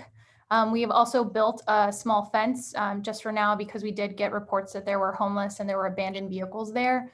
We'd be more than happy to have security there during the build out and build it out slowly so it doesn't obstruct the road or any other way that we can compliantly get this together without causing an obstruction. And if I may, Mayor Lohman, I just in closing, we take great pride in operating facilities in our own communities.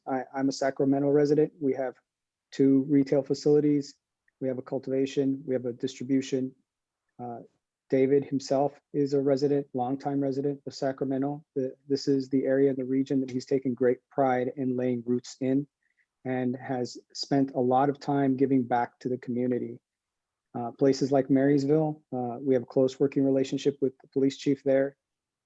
I myself have a background in local government, having been an assistant city manager here in Sacramento, deputy city manager in Long Beach, deputy city manager in Oakland. We have given back to the community in as many ways as we possibly can, and we pride ourselves in trying to be as committed to the environment as anybody else in the industry, and we would hold our record against anyone in terms of safety, environmental protection, and respect of the communities in which we operate. Just one last thing, water seemed to be a really major issue for the community, and I want to make sure that I highlight that the staff was right that we're going to go through a process, but in particular with the state, they require that we be compliant with CEQA, and they require us to report where our water will be coming from and how we intend to dispose of it. They also have very stringent guidelines on what pesticides and other contaminants we may use on the site. We look forward to a partnership. We look forward to working closely with staff to address any and all concerns that were raised here in a responsible and transparent manner. And we really just look forward to contributing to Colfax, and we hope that you'll vote to support the permit. Thank you. Looks like we do have one more public comment to receive. Great. Go ahead, Shanna. Thank you. Galaxy S8, go ahead. I raised my hand a little while ago. No, we just wanted to ditto the letter. I mean, I was just going to say stuff along the same lines of the anonymous letter that Joe read. I think that would go along with sentiments with a lot of people in town that would be against what it's going to cause to the image and stuff of Colfax. But yeah, that letter was really good.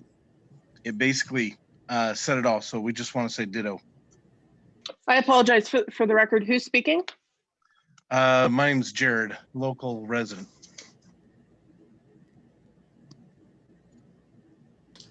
Okay, great. Thank you, Jared, for your comment. Definitely appreciate it.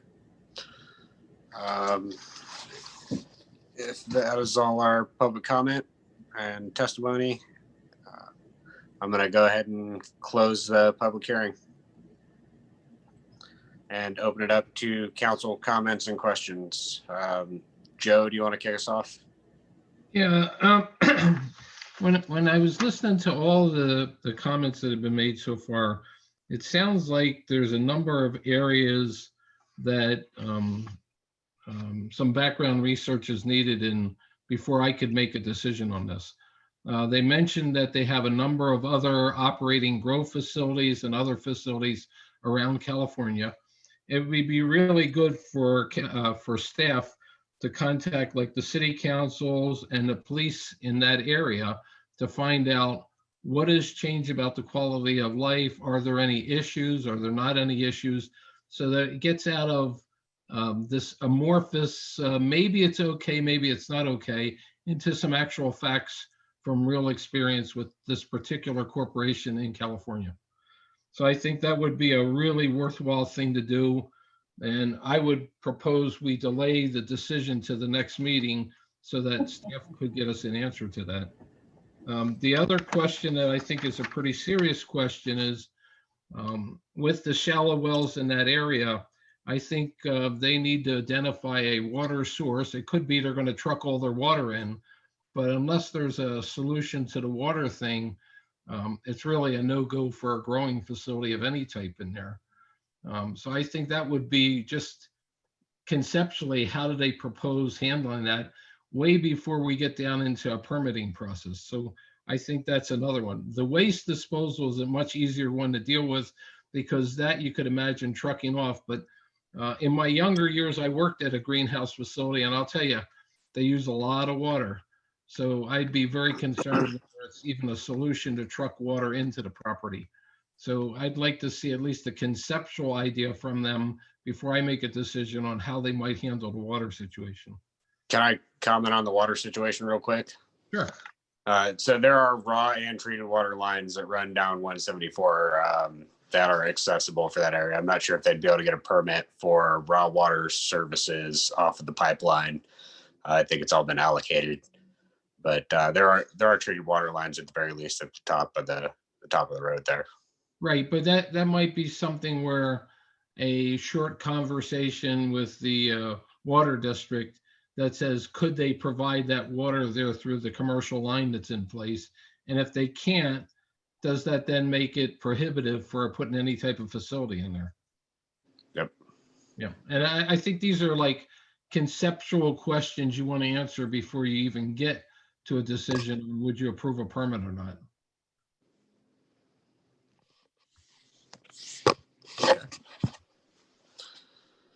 Great. Thanks, Joe. Yep. David? Yeah, I have some questions. My first questions are for the applicant, Firefox. Basically, there's a lot of concern around waste management, water, and I basically have heard, yeah, we'll comply. But just more specifically, I just wanted to ask some questions with respect to like 100% local hire. Local, as in like Placer County or within the city of Colfax. I just want to get a more specific feel for how the applicant defines local hire. That's question one. Absolutely. During my presentation, I promised that 100% local hire would come from the city of Colfax and Placer County. Mm-hmm. And then, so my question again is, Placer County is pretty big. So is it more so like the city of Colfax, or? It's more so the city of Colfax. We'll try to source as many employees as we can from the city of Colfax. And should we fall short, we will reach out to Placer County. Okay. Is there like a quota where like at least 50% employees would be from the city of Colfax? I'm just curious.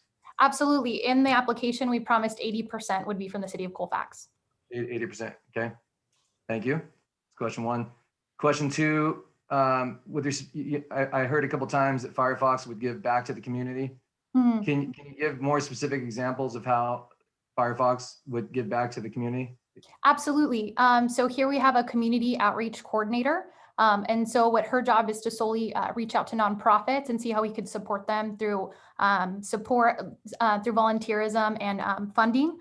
She's already made a connection with the Colfax Green Machine. Her connection is Miss Andrea Harrison. So we'll be supporting the crab feed drive and any other events that she has, as well as making donations to local nonprofits that are in need right now, especially with COVID. Here in Sacramento, we've been working very closely with the homeless, just providing food and clothing and doing feeds and things like that around the city. Excellent. Thank you. Yes. And then if you do look in our community benefits section in our application, it lists over 50 nonprofits and organizations that we have worked with. And just one little note to add to that is we tailor it on a community by community basis. Some nonprofits would prefer volunteerism and specific item donations. Others are looking for cash equivalent matches, depending on, say, a particular fundraiser they do. So we really don't like to have one size fits all because community needs are different. And understanding those community needs are very important for us. And so we try to find the right partners. We look to the city council to help us find those partners. And then we invest in whatever way those partners really want us to invest. That makes sense. Thank you. Third question regarding water source. I get it that like the applicant would comply, but just I'm sure there's a game plan. I forget who suggested, would it be trucked in? Maybe it was Joe, I forget. But what is your game plan for water? Is it to truck in the water source? I'm just curious because that obviously is a big concern. Yes, we'd be trucking in the water source that we wouldn't have available, but our greenhouses will be set up to catch rainfall. So by funneling the water from the roof of the greenhouses to a holding pond, we could catch over 4,000 gallons of water with only an inch of rainfall, preventing the need to draw from the Colfax Water Department. So it's just kind of we'll do it both ways. Okay. Last question for the applicant. Yeah, could I ask? Oh, go ahead. So if you're talking about a holding pond, I didn't see any holding ponds on the plans. It was stated in the application under section 7.5. We just didn't have Melanie, the architect, put them in yet. So part of that is that we'll need to work with the planning department and the city staff to determine the best placement for it. And also, we can't get too far down in design because we may need to make changes depending on grading and the conditions and what we find as we develop the site. And we want to be respectful of the city's planning process and pulling the permits in the appropriate way and making sure we show designs exactly the way they need them. Yeah, but there are certain things that I would call are conceptual solutions. So a holding pond to me is a fairly significant conceptual solution, if that's what you're thinking of, just because of the amount of area that it takes, and especially on that steepness of the property and all in there. And we're also part of that mosquito vector control district. So then how we got to look at other issues that come up of how we're going to mitigate mosquitoes in this area as well.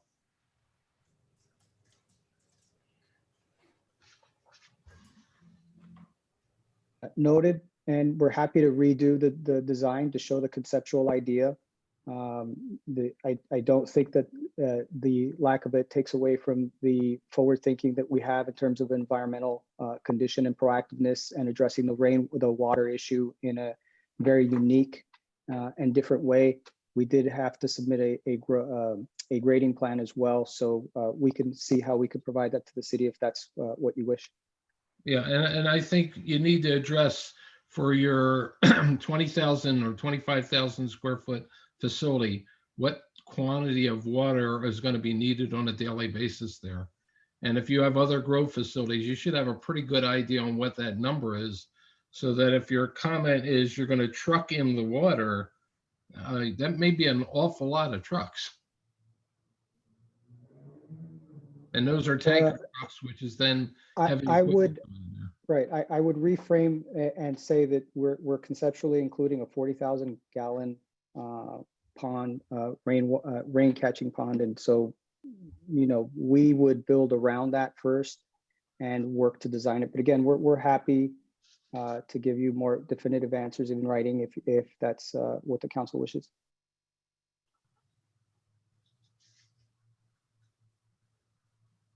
Okay, thank you.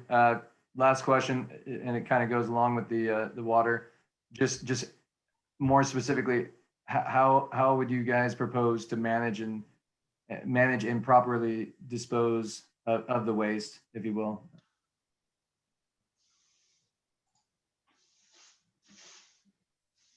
So going through what the planning department requires, we are required to submit an industrial water waste permit, which will include adequate pre-treatment of the water before discharge.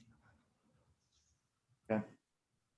And then 2 questions for staff, and thank you guys for answering the applicant questions for the staff. Just overall, there was on one of the slides, it said, yeah, the revenue would be this 140, I forget what it was. What is the city approximately just anticipating, just ballpark, that this could bring in revenue wise versus what the overall cost would be associated with managing, such a business within the community? Just curious. Great question, David. So the revenue projection is based on the canopy and the size that they're doing. So the 140,000 annually is an accurate depiction of that too. The ongoing monitoring of the operation would be no different than our current retailer, which is the cost of the permit is that we charge on there is the cost that it costs we incur for our third party compliance enforcement, SEI consulting, to make sure that they're compliant moving forward. So there's an additional, the permit's usually between $7,000 and $8,000, and that pays for the third party consultant to do the monitoring of the operation. So it's cost neutral for the city generally. If you were to issue a permit here, it's again no different than GSPC's what they're currently operating under. I appreciate the answer. And if I'm a citizen in the community, then could one assume that revenue could go towards general fund or whatever to help whatever fix roads? I mean, just be applied to the general fund. Is that accurate? Yeah, the revenue from there would be unrestricted general fund, so it could be applied to however council sees fit. Okay. It could be streets, it could be roads, it could be any of that. Fire department. Thank you for that. Yeah. Fire department. Okay. Yeah, no, thank you. Last question from me, and it's for staff, and Joe kind of triggered it. I made the assumption that someone from staff or just someone from the city perhaps checked out a couple of their sites and then just the surrounding area around their sites. Has that been done at all? Has there been any just site visits, if you will, just to kind of just see what kind of impact, to Joe's point, a site has had on a local community? Staff has not. I would ask Kyle, what experience have you had with this firm in your other dealings around the region? Have you had any interactions with some of their business models or any of the regulatory agencies that govern them? This is Kyle Tankard. I have not had any personal interaction with this company. I have in our inspections up in Shasta Lake, conducted inspections on large full-scale indoor cultivation facilities. So I do have experience visiting and inspecting these facilities. Okay, thank you. And then just my last comment's not a question. I'm not opposed to this concept, but Joe brings up a real solid point, and especially given the answers that I just heard from both Kyle and Wes, I definitely would want to have someone from staff or whomever it is just check out a site or two and just see how it's had an impact with surrounding that site, if you will. But it sounds like Firefox would comply with all regulations, would be a good neighbor, et cetera. There are valid points from the neighbors within 300 feet or 600 feet regarding whether it's property value or, hey, what's going to happen to our water source? I get it. Those are valid concerns. So yeah, I would definitely, I would be interested just to see the impact. And I'm sure it's positive, but I would love to just see the impact, whether it's for myself or just someone that represents the city, the staff. Yeah, I think, David, I think you put that very well. I think it'd be well worthwhile for a couple of us to do a tour and a visit to several of the different sites that they have just to see what it looks like. And it gets out of the smoke and mirrors down to the hard facts. Thank you guys for the presentation, and thanks for answering my questions. All right, great comments, David and Joe. Thank you. Marnie, you want to go ahead with any comments you have? Yeah, so I've been dealing with this issue for a long time, and I know that we vetted through and, have this new ordinance in place, but I'm never going to let money take over the voice of the people. And the people have reached out to me and they're not wanting this right now. I think that all the questions that the city manager presented in the presentation form, what was it, 1 through 15 or something, but anyway, I'm not changing my vote. I'm not going to entertain costing the city more money because I'm the senior on this panel, and this is all it's been since 2017.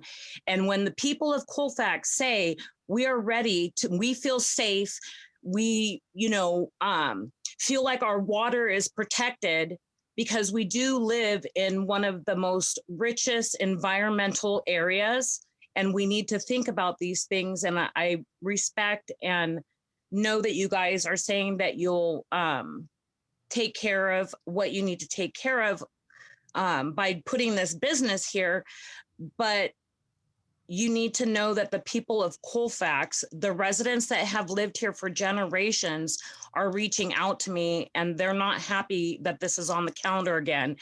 And side note to Wes, I want to start a tally. 2021, what have we occurred so far with all of those questions that needed answers? I would like to start 2021 and put it right there, cannabis. What are we spending to keep entertaining this idea of putting something like this in this small rural area? I just don't feel safe. I don't feel comfortable with having this kind of stuff yet when we don't even have enforcement in place. So that's all I have to say. And my choice is no to this, or item B.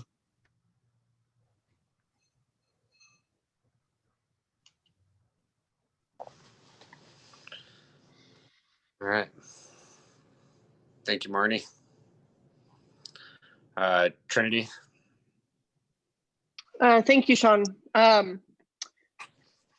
I want to start off by saying, we spent a very extensive amount of time over the last couple of years rewriting our ordinance and trying to frame it in a way that, was moving in the direction that we're moving as a state, moving in the direction we're moving in general as a country, and trying to take an industry that is merging into a legal spotlight and support that in our community in a way that makes sure that we are getting ethically sourced products and that we have local control over those products and the way that they're being produced and the way that they're being distributed.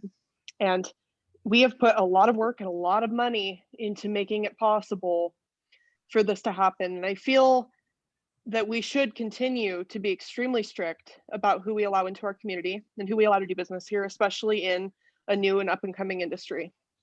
I feel that this particular business has done an outstanding job of providing an excellent business plan, an excellent plan in general, and meeting the standards that we put forward, which we were accused of being borderline unfair with in the first place. And I feel like they're more than willing to comply and continue to answer questions and continue to jump through as many hoops as we're willing to throw at them to make sure that this community is safe and supported. I feel very strongly that the council should, even if there are additional questions that need to be answered, that we should genuinely, very strongly give fair consideration to this business that has jumped through all the hoops that we've given them, that has done everything they've been asked to do, who spent the money and invested their time and effort here. I believe that they deserve fair consideration. And I believe that a lot of the questions that a lot of our community have are great questions. And we've done a lot of work so far to be able to answer those in depth. And we can easily go back into our minutes and we have the ability to pull up the answers to these questions, because luckily these are questions that have been vetted and flushed out before. And so that gives us a great advantage here to make sure that we have, a great education source and a great foundation to get started on, so that we're not flying in the dark. This is not an ordinance that was half thought out, where licenses were put out on the table so people could apply and then maybe, we'll consider letting you come and do business here without any thought or consideration of the consequences it would have on those around you. I understand the property value questions. I can personally sympathize with that. I just bought a house here in town and I live directly next door to a very large personal grow, not something that we license. So I personally know that feeling of living next door to one. I'm going to be honest with you, I'm okay with it. And, if I felt uncomfortable with this, I would absolutely in no way, shape, or form support it. And I would have shut this conversation down on my end a long time ago. But, I do have a couple questions for the applicant, if you don't mind appeasing me. Mm-hmm. I'd like to ask about road mitigation. There has been a lot of concern about the road. And I know that there's some nomenclature discrepancies here where, maybe some people are confused about the definition of a highway. As far as CHP is concerned, if it's a legal roadway open to the public, it's called a highway. And I think that even though it is considered a very small road, it is still a public road. I'm wondering, what is your guys' openness to working with the city for a road mitigation plan to make sure that that road better serves you guys and better serves the neighbors going forward as you guys come in? We are absolutely open to working with the city to make it safer for folks to get in and out of our facility. If that's something that you guys would like, we'd be more than happy to comply with that. Okay, great. Because I feel like that would be something in addition to, obviously we're going to want to know if you guys are interested in connecting. Sean mentioned that there may be some existing pipe work up there for PCWA, Placer County Water Agency. It may be beneficial to discuss what it would look like if you guys were to interconnect with PCWA, but within that conversation, I think it's worth discussing the road work, because if there's road improvements that could be made, that would be the time to do it. Absolutely, absolutely. And then just to touch on a concern that was mentioned earlier on home values, currently the parcel is empty and there's 2 dilapidated buildings. We've owned the property for 2 years and there has been homeless encampments, there's been abandoned vehicles. We've cleaned that all out and we set up a gate. So we're doing our best to improve the neighborhood. I appreciate that. Absolutely. And I did have one other question about kind of where you guys stand in the process. Have you guys reached out to PG&E about your power needs yet? We have not, but we have worked with PG&E here in Sacramento at our 20,000 square foot cultivation facility. So yes. And the only thing I'll add to that is, of course, just grounding us to the idea that it is a greenhouse, and we're looking to rely on the sun, nature, and to provide, for all intents and purposes, would be the equivalent of an outdoor product, right? So that's our goal. We're trying to be as environmentally friendly and sound as we can be. I just wanted to be sure that you guys had, at least were familiar with, what process you're going to need to go to. I know that you say that you primarily worked in Sacramento, so I, made the assumption, I apologize, that you guys primarily work with SMUD. But I was curious if you guys had reached out to PG&E yet, because I wanted to be sure you vetted out if they end up making you guys install special facilities under Rule 2. Sometimes those can be cost prohibitive. And so I wanted to be sure that, if they start hitting you guys with $100,000, $200,000 price tags, it's not going to scare you guys away. No, no, will that would not. not address. Okay. Yeah. I think that's all I have at this time, Mr. Mayor. All right, thanks, Trinity. Great comments.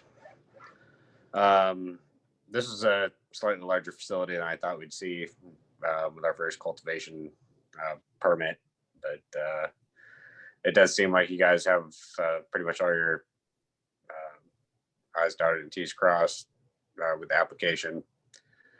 We do have other comments though, or other questions that council had that they would like answered. I don't have any particular questions at this time. I would like to have a little bit more time to review some of your facilities.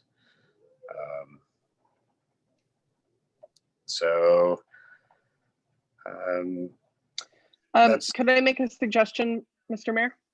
Yeah, go ahead. Would everyone feel comfortable if we potentially brought this back to the agenda next month, and in the meantime took the opportunity to possibly schedule tours with a mixture of staff members and council members to be able to view other facilities before casting our vote? Yep. Yes. Great. Then is everybody okay? We can provide direction to staff to provide the additional information requested, maybe set up some times to meet with the representatives from Fireworks Farms and hopefully see some of their facilities. Absolutely. You guys are more than welcome. Great. Thank you. Mr. Mayor, if I can comment, this has been a public hearing, and if you're going to bring this back to the council, I'd recommend that somebody make a motion to continue it to a date and time certain. Yep. So staff has clear direction and the public is aware as well. Well, then I will amend I'll go ahead and make the motion then, since I brought it up. I would motion that we continue this to the second meeting in February. What's the date of the second meeting? I apologize. Let me pull that up really quick. February 24th. Thank you, Wes. Thanks. And that would be at the 6 p.m. Mm-hmm. Yes. And that would give staff and council, approximately a month in order to schedule these site walks and provide this information. Yeah, I would second that, and then just add a comment to Trinity's point previously. And Sean validated it as well. The applicant obviously has shown great interest and has lined up all their ducks in a row. I'm new. I'm the newest council member, by the way, Firefox team. So I didn't realize that this has been an issue for so many years. So yeah, in the spirit of time is of essence, I would agree. I think within a month we could do whatever due diligence would be required. So again, I second. And this is Joe. I'd like to add an amendment to that if we can. I'd like to see a conceptual water plan. Just looking on the internet, about a typical greenhouse uses about between 0.4 and 0.5 gallons per square foot. So that puts this facility at about 10,000 gallons per day. That's a pretty good demand on any water line coming into the city. So if there's no conceptual solution for that, it may be a no-go in the long run. So it would be good for having a conversation between the requester and PCWA to see if there's a conceptual solution. So when we come back together, we at least know the answers to some of these questions. Otherwise, why are we wasting our time? Question for the applicant. Do you feel this is an adequate amount of time to provide this information? Yes. Thank you. Great. Yeah, and Joe, Sorry, go ahead, Joe, great point. And I just assume that'd be part of the due diligence, if you will. Yep. I'll second Joe's amendment, though, to my original proposal so that we can make sure that we have all that information. It's formalized. Yeah. So I just want to make sure it's clear. The council is continuing this hearing until February 24th at 6:00 p.m. and is requesting a conceptual water plan be prepared in the interim. Is that correct? Yes. Okay. That is correct. I think we just need a vote at this point. Is the second okay with that, Mr. Ackerman? Are you asking me for my vote?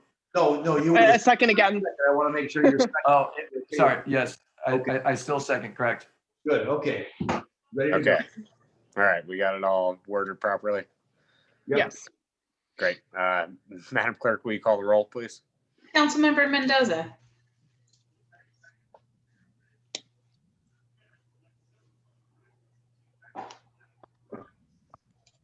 Did we lose Marnie? Sorry, no, I couldn't get my phone back on. Oh, no problem. So we're continuing to February 24th. Is that correct? Yes. Yes, that's correct. That's fine. Let's continue this. Okay. So Okay, Councilmember Ackerman. Aye. Burris. Aye. Petula. Aye. Mayor Loman. All right. Great. Thank you. And thank you guys again for your presentation and answering our questions. We look forward to talking to you again soon. Absolutely. Thank you, guys. Okay. All right, we'll move on to item 6, the consent calendar.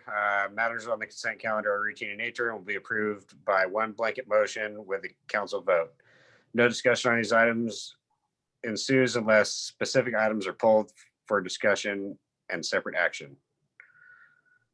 Council, does anybody wish to have an item pulled from the consent calendar for discussion? Motion to approve the consent calendar. Second. Okay. Madam Clerk, will you call the roll? Councilmember Mendoza.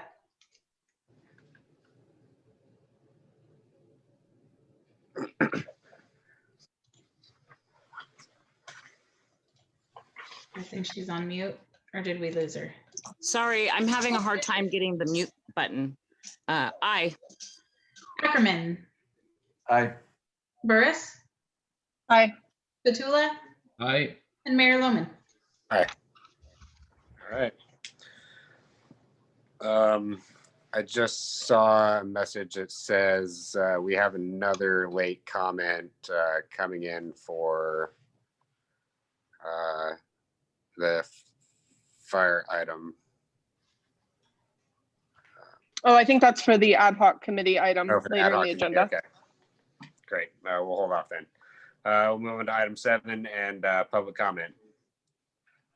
Do we have any public comment for any items that weren't on the agenda?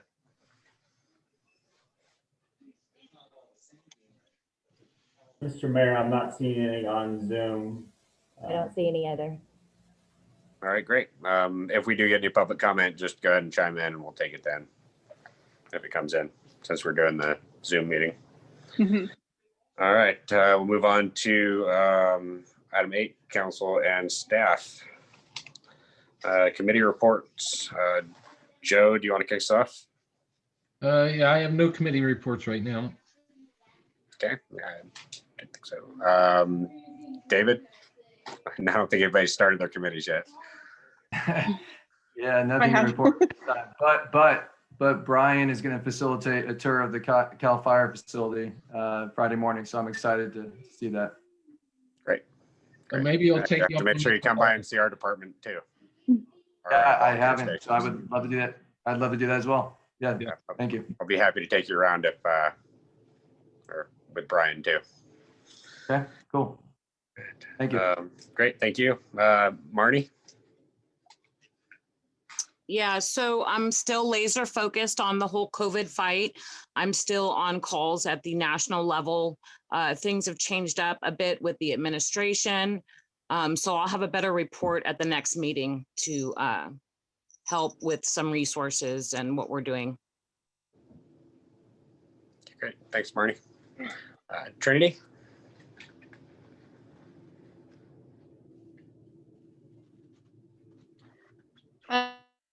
So I did have my first with be representing Colfax full governments.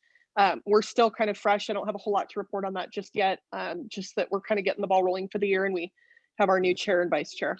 I did have a PCTPA meeting this morning as well. Unfortunately for the entire county, and it comes at a great loss, Luke, our deputy director for PCTPA, he is moving on to a private engineering firm, which we're all very happy for him. But it's definitely, going to be a rough transition, I think, just because, Luke was super pivotal to that team and, great about making sure that things in our county were coming in on time and under budget consistently, including the I-8065 corridor project. So, best of luck to Luke. I don't think he'll need it. He's definitely very skilled, and we're going to miss having him on our county team. I also did speak with the president of Green Machine earlier today, and I was notified that they do have their drive-through crab feed coming up. I will go ahead and bring the dates and everything up at the next meeting once I have the information for how people can buy tickets and all that fun stuff. And it looks like we are planning to have 3rd of July this year. So that's going to require a lot of community support to make that happen. And, if anyone has time to volunteer or get with Green Machine or see how you can get more involved with our nonprofits, I definitely recommend it. This has been a really hard year for them, and it's amazing what they've pulled through and what they've been able to accomplish with the resources that they have had. And so, as a community, if we all want to continue to enjoy these events like parades and fireworks and, all the things that these people do for us, we need to try to find a little bit of time out of our day or, a couple pennies out of our pocket and see what we can do to try to help. I think that's all I have for now. Great, thanks, Trinity. All I've got is I've been on the local mayor and county calls for the COVID-19 stuff. So the state is backed off of their tiered system, and they're backed off of their blanket system for using ICU beds as catalyst for lockdowns. And they'll be going back to the tiered system. Currently, it sounds like we're going to start off in the purple tier and hopefully move to red soon after. Our ICU capacities are looking very good in the region. And one other thing that came out of the calls was it sounds like they're running a little bit behind on getting vaccines out to the counties. This is happening across the state. It's not really a shortage, it's just a distribution issue right now that is starting to come up. So it looks like we might be a little bit behind in vaccinations until late February, early March, early spring. But hopefully they'll be picking up soon after that, and vaccines will start to become available for people that aren't in those first two tiers that are healthcare workers or over 65. Also, I spoke with the Colfax pharmacy. They are all set up and ready to go to administer vaccines locally out of the pharmacy. They've completed all of their paperwork requirements and are just standing by waiting for vaccines. Currently, the state's only putting them out to Safeway pharmacies and hospitals for healthcare workers. But we're hoping that very soon, sometime in February, we'll be getting our first allocations of vaccine in the local area. Other than that, I didn't really have anything. Wes, do you want to give your report? Yeah, this is one item for tonight, Mr. Mayor. Just wanted to give an update where we're at on the CDBG $2.9 million road improvement project. Council authorized staff early or late fall of 2020 to put an application forward. As a reminder, that $2.9 million, if we're funded, would resurface Culver Street, West Church Street, Pleasant Street, and Forest Hill Street. We're waiting for CDBG to do what they call their third funding pot to fund this project, and we're hopeful that by the end of March that we'll have a decision and be able to move this forward. Just as a reminder, if we do get awarded a grant, we have to be bid ready within 90 days of the actual award of the contract. So the goal is to maybe have this fall, if we get the funding, to have the projects moving forward. It's a great project for this community. We know that the city needs it desperately. Our pavement index is a 52, which is terrible. Anything less than a 70 is failing for a community. So this community could definitely use it, and staff really appreciates the support of council to help push these types of projects forward. That's all I got, Mr. Mayor.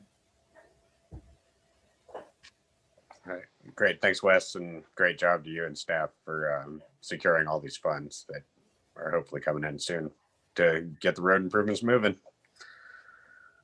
All right, we'll move on to item 9, council business. First item is 9A, the Colfax Fire Service Placer County Ad Hoc Committee formation. So, Mr. Wes? Mayor, if I may, I believe you requested at the last meeting that for council to consider putting together an ad hoc committee of 2 council members to work with city staff and the county to renegotiate the renewal of the Placer County CAL FIRE contract that's due to expire on June 30th of 2021. Probably need a little bit of time, and now is an appropriate time to kind of put together that working group so we can come together, get some changes if necessary in the contract so we can bring it forward to full council for a vote, and we can get this contract renewed and moving forward. And with that, I'll turn it back over to you, Mr. Mayor, and talk to the rest of the council and determine which 2 council members would like to be on this ad hoc committee. Thank you. It looked like we had, Trinity, you were saying Cindy's on the line, had some comments. That's correct. Cindy, did you have any comments that you wanted to make on this item? I know that you're the only one from the county, I believe, that's on the call tonight. Oh, sorry, I'm putting you on the spot.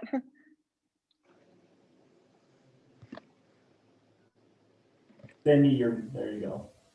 Okay, I think I'm unmuted now. Can you hear me? Yes, we can hear you. Hi, Cindy. Okay, great. Hi, everyone. Having to do a little snow removal up here tonight. I don't know about you guys. I wanted to assure you that we at the Board of Supervisors, Jim Holmes and myself, for the last 2 years have been working on the Fire Services Ad Hoc Committee. And we're trying to address fire services throughout our Placer County areas, zones of benefit, and making sure that we're looking forward to the future on best serving the community. So we'd really appreciate the opportunity for two of us to meet with two of you. What we do with the city of Auburn is we meet with the mayor and the vice mayor or mayor pro tem. But it's up to you who we meet with. That's typically what we've done in the other areas, but it's up to your decision. And we look forward to starting a process to talk about that contract and where we head in the future. So, great. And happy to answer any questions. Thanks, Cindy. Yes, thank you very much, Cindy. I'll make sure we get any questions to you. Look forward to working with you too. Assuming I'm selected. All right. So I guess I'll just kind of take this item. So everybody knows we're going to be talking about, or we're going to be renewing our contract, or at least looking into the contract with Placer County to continue our partnership with CAL FIRE to provide administrative services to the city of Colfax. I'd like to form an ad hoc committee so that we can meet with the county supervisors and the CAL FIRE representatives and make sure we have a mutually beneficial agreement that covers all the bases that need to be covered. I know there's a few things that have been missing from previous agreements. I would like to ask that I get to be part of that ad hoc committee. I don't think anybody in town at all has, or that's going to be involved in this process, has more firsthand knowledge of this contract and the benefits it brings to the city. And what a great thing that our relationship with the county and CAL FIRE are to the city. Yeah, Sean, I think you'd be a good candidate for this committee. I would like to be on it because I think I could lend a lot for doing kind of the financial analysis to say what impact does this long-term have on reducing insurance rates for the community? Because I think we've got a number of opportunities if we knew what it cost to know where we can go either after grants or additional investment to help. Sean, I would also very strongly like to be on this committee as well. So it sounds like we might need to actually take it to a council vote this time. Somebody's going to have to do rock, paper, scissors.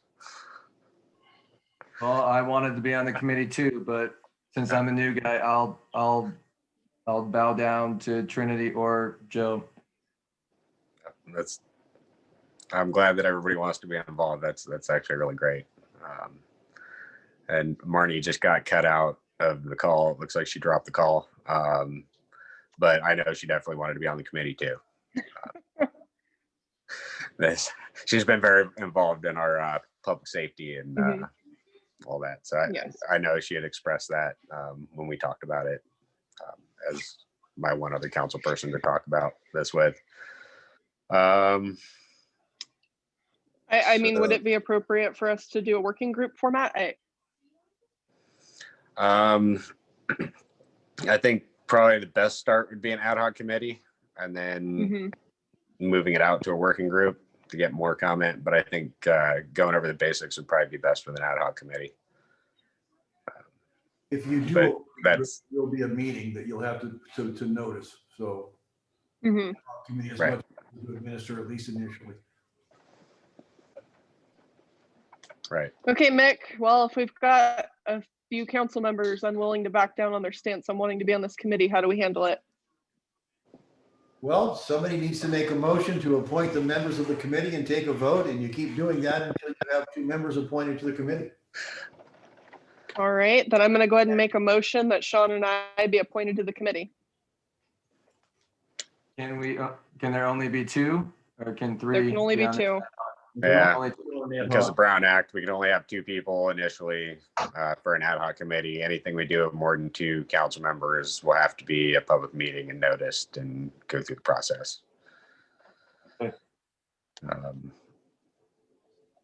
Maybe it wouldn't be so bad to do the public meeting approach then. Well, we I mean, we can if we're going to schedule everything a week or two in advance anyhow. So we just have to plan it out. yeah, and Wes, that's can you hear fine. me? We can hear you, Cindy. Go ahead. Go ahead, Cindy. That was me. I got bumped out of the meeting. Oh, Marnie, sorry. Oh, Hey, okay, we got you. when did you jump in?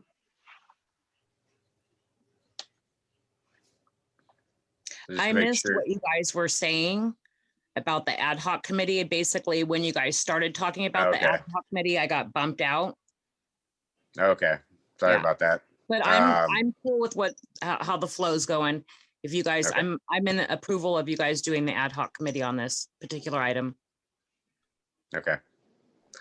So I think that where we're at right now, Marnie, is we kind of have two different things on the table.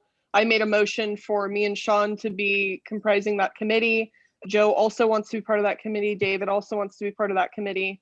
So that's the motion on the floor. And then separately, I think Joe also brought up a motion that we do not form an ad hoc committee at this time and rather just take it to a public meeting so that all council members can be involved. So that's kind of where we stand right now.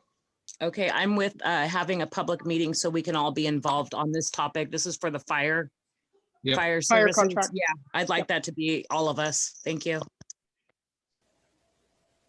Well, there are two motions and no second at this point, so. If that was a motion for Marnie, I would second Marnie's motion. Yeah, that's my motion. Thank you, David.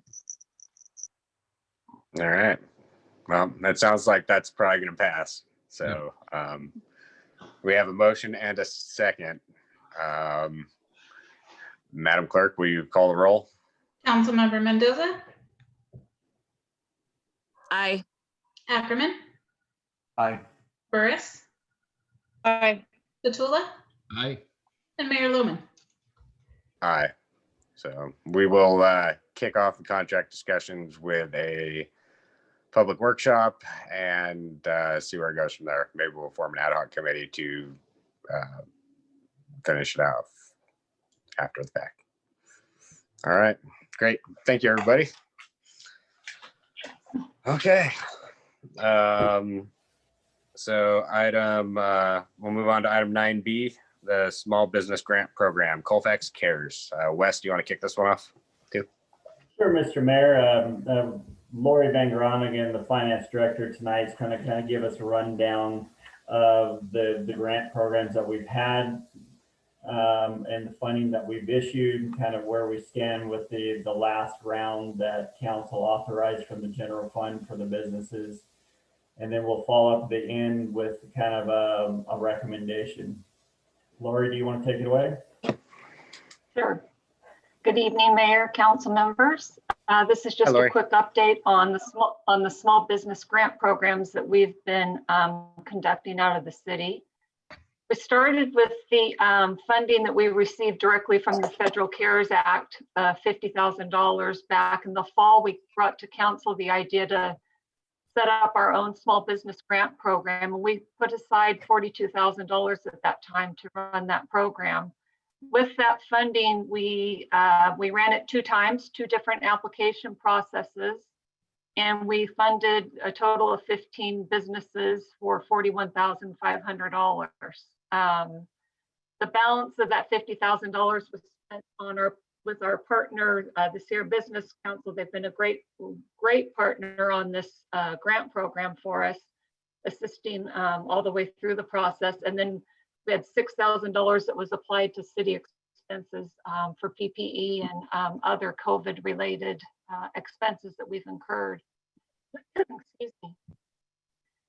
In December, council directed us to, or authorized us to use $50,000 to continue the program, and we put out an application process.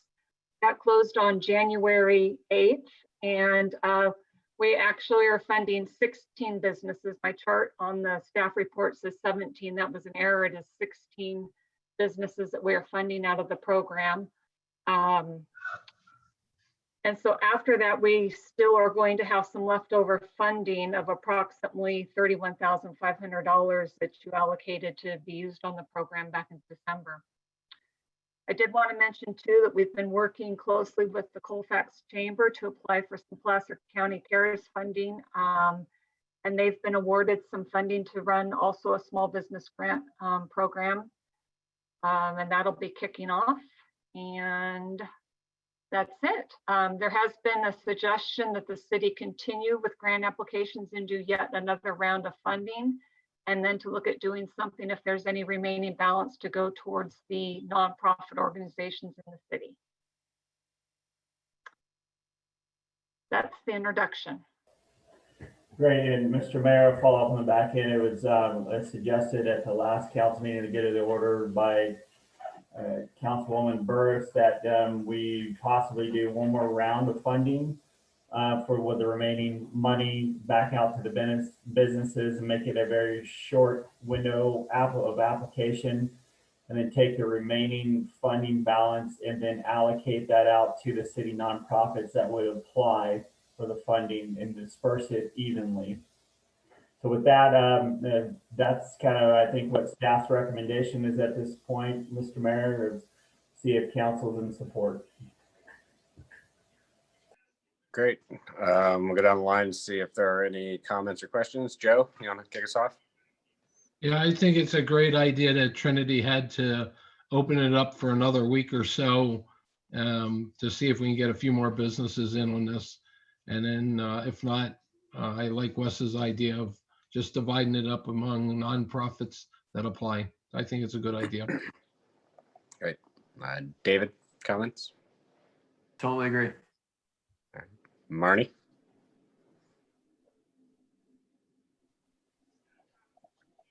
Sorry. Yes, I agree. Trinity? I mean, obviously I agree since I'm the one who brought it forward, but I did want to mention though, you know, if we are going to open up for another week to businesses, you know I have a lot more ability and flexibility on my hands just with the working remotely thing. But if anyone else in council has any opportunity to walk door to door to any of our businesses in town and, you know, just mention it, it's a big help, because I'm noticing that that's how I've kind of gotten some outreach to a few businesses who didn't quite catch the window in a timely enough fashion to where they could get their application in. And so, you know, if you have a free minute to walk into a business that maybe you haven't been into before and introduce yourself and just let them know that this is open for a 1 week period, I just think that would be helpful to make sure that everyone's had a decent shot at getting the support they need. Great. Thanks, Trinity. And yeah, great idea. And I definitely support it too. So let's see if we can get a motion to provide direction to staff to reopen the third round of grant funding and then use the rest for our nonprofits. Can I get a motion? I'll make that motion. I'll second it. All right. Well, I was probably supposed to ask, do we have any public comment on this item? Sorry. I don't see any at this time. Okay, thanks. Then we have a motion and a second. Madam Clerk, will you call the roll? Councilmember Mendoza. Aye. Ackerman. Aye. Burris. Aye. Satula. Aye. And Mayor Loman. Aye. Thank you very much. All right. Move on to item 10, go to the order. Joe, do you have anything for the go to order? Yeah, I've got one item here. We've had an awful lot of people that have talked to me that they've been bumped off of Facebook. This is both people that are supporting different aspects of the city as well as many residents. What I would propose at our next meeting is we get an item up there for discussion on basically having the city stop using Facebook as a communication mechanism until Facebook stops impinging on the First Amendment.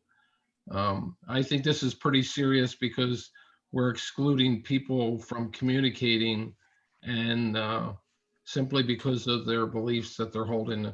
And some of the examples that I've seen that people have put up as the reason they got kicked off of Facebook are like really?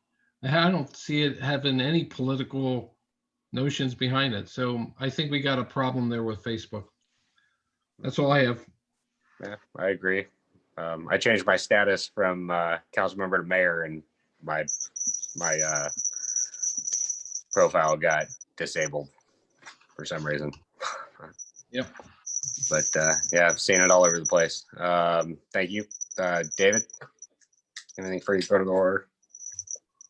No, I just had a quick question. I don't know if it's the appropriate time to ask such a question, but just in general, with respect to like doing Zoom meetings versus meeting in chambers, is that like a city or county or state like directed decision? It's city directed at the moment, David, but it's kind of based on the state guidelines. So at any point when council feels comfortable and, you know, with the state guidelines and all that, it's really council's decision for us to come back to in-person meetings. We have the sole discretion to do so. Cool. Thank you. I'll save my comments on that for my good of the order. Go ahead. Marnie, do you have any comments? Yeah, I just want to have city staff look at the flag, or flags plural. They're getting kind of tethered. So Wes, can you have them look and just make sure that our flags are in okay condition? I think especially today with everything that's going on, you know, the flag is a very important symbol. It shows when a city's in distress. So that's all I got. I'll have staff look at it. Thank you. Okay, thank you. Trinity? I got some feedback from the public, and then this is probably something that you and I, Sean, would need to address with the schools. But essentially, a member of the public came to me asking about the lack of school closure when we had a pretty severe snow day on Monday. And then, you know, we had more snowfall again. Basically, it came down to coordination effort between the schools and the city. If the school doesn't plan to close on a snow day, and there's the need for plowing of the roads. And I think that's probably going to need to be a little bit more of a robust conversation, because we can't control the weather, you know, and the schools need to also exercise flexibility, because we can't snap our fingers and have the roads paved, you know, or not paved, but plowed. But I think maybe that's, you know, as our being the liaisons to the schools, maybe that's a conversation we need to have, and then, you know, maybe even have a meeting with the schools. So if you're open to that, I'd love to sit down and schedule something with you to go over that. Yeah, definitely. And then I just had some comments in response to Joe's go to the order. You know, I understand the sentiment, and I do agree with the sentiment to a certain degree about, you know, Facebook's restrictions and some of the weird things that they've been doing lately, and a lot of which I don't agree with, and I think the general community agrees we don't agree with. But I think we need to be careful when we talk about just halting the use of a communication platform instantaneously at any one time. There's a lot of rules within the Brown Act that have not been suspended due to COVID that could interfere with. And I think that before we consider cutting off a whole line of communication that's, you know, I understand some people haven't had the opportunity to be on that particular line of communication, but it has opened the door for other people who haven't previously had a line of communication with the city. I think that that's a conversation we need to have with Mick more before we even consider that. I personally don't support it or feel comfortable with it, but I would support and feel comfortable with us getting on additional platforms to try to open the door for more people to be involved. So is this issue going to be placed on a future agenda for discussion then? Because I think that's what Joe was asking for. Yeah, I would like it on next agenda. Okay. Then, yeah, it will be placed on the next agenda for discussion. Trinity has a good comments. Will we reach about 300 people on Facebook on average? Yeah. Yeah. So and not to mention the outreach that reaches after the meeting's over. Right. Right. So we do get a lot of good outreach. I know I've been using it as a great outreach platform. It's great to hear the comment from people in the city. Even today, we had somebody saying that they smelled sewage, and we were able to kind of capture that. It gives us the ability as council members and city staff to reach out when they see these issues and kind of cut them off at the head. So it does have a lot of advantages, but there also are a lot of not great things coming out of this particular company. Yeah. So it's good, probably good to have discussion. Thank you very If we are going to agendize that, would it be possible, Mick, for you to look into the legalities in the Brown Act of us basically ending any particular communication platform? That way we can kind of know whether or not this is even an allowable, thing for us to consider. Of course. Well, I will do that. Thank you. Thank you, Trinity. Awesome. I only had one thing for good of the order. I wanted to actually reach out and see what everybody thought about returning to regular council meetings. The board of supervisors have been doing their meetings live and allowing some public in, just limited, changing seat spacing to meet the requirements. I'm not sure where we're at with the technical aspect of it, because right now, doing a Zoom meeting, the way it's set up through our AV system, we might have some challenges there, but hopefully in the next month, maybe returning to regular council meetings if everybody's good with that. They have staff start working on that. Sean, I support it if we can find a methodology to have a mixed platform so that the public can continue to participate remotely. Okay. Mr. Mayor, the staff is already working on that. Yep. The opportunity to integrate Zoom and everything else in this thing. And I'm hoping in the next month and a half, we'll have all the equipment installed and we can pull that off. Great. Then we'll hold off for that, because we want to still make sure that we can get all this out to everybody on all these different platforms, because being transparent and having that ability to let people see what we're doing is very important. So we'll use that as our benchmark, is once we can get everything set up to continue the multi-platform outreach from chambers, we'll plan on coming back to regular council meetings if everybody's okay with that. So Full support. Yeah, 100%. Yep. All right. Great. If nobody has anything else, can I get a motion to adjourn? So moved. Motion to adjourn. Oh, second. All right. Motion and second. I don't think we need to call roll on that. All in favor? No. Aye. All right. Great. Thank you all. Everybody have a great night. Good work tonight. Thank you. Good night. Night. Thanks, guys. Night.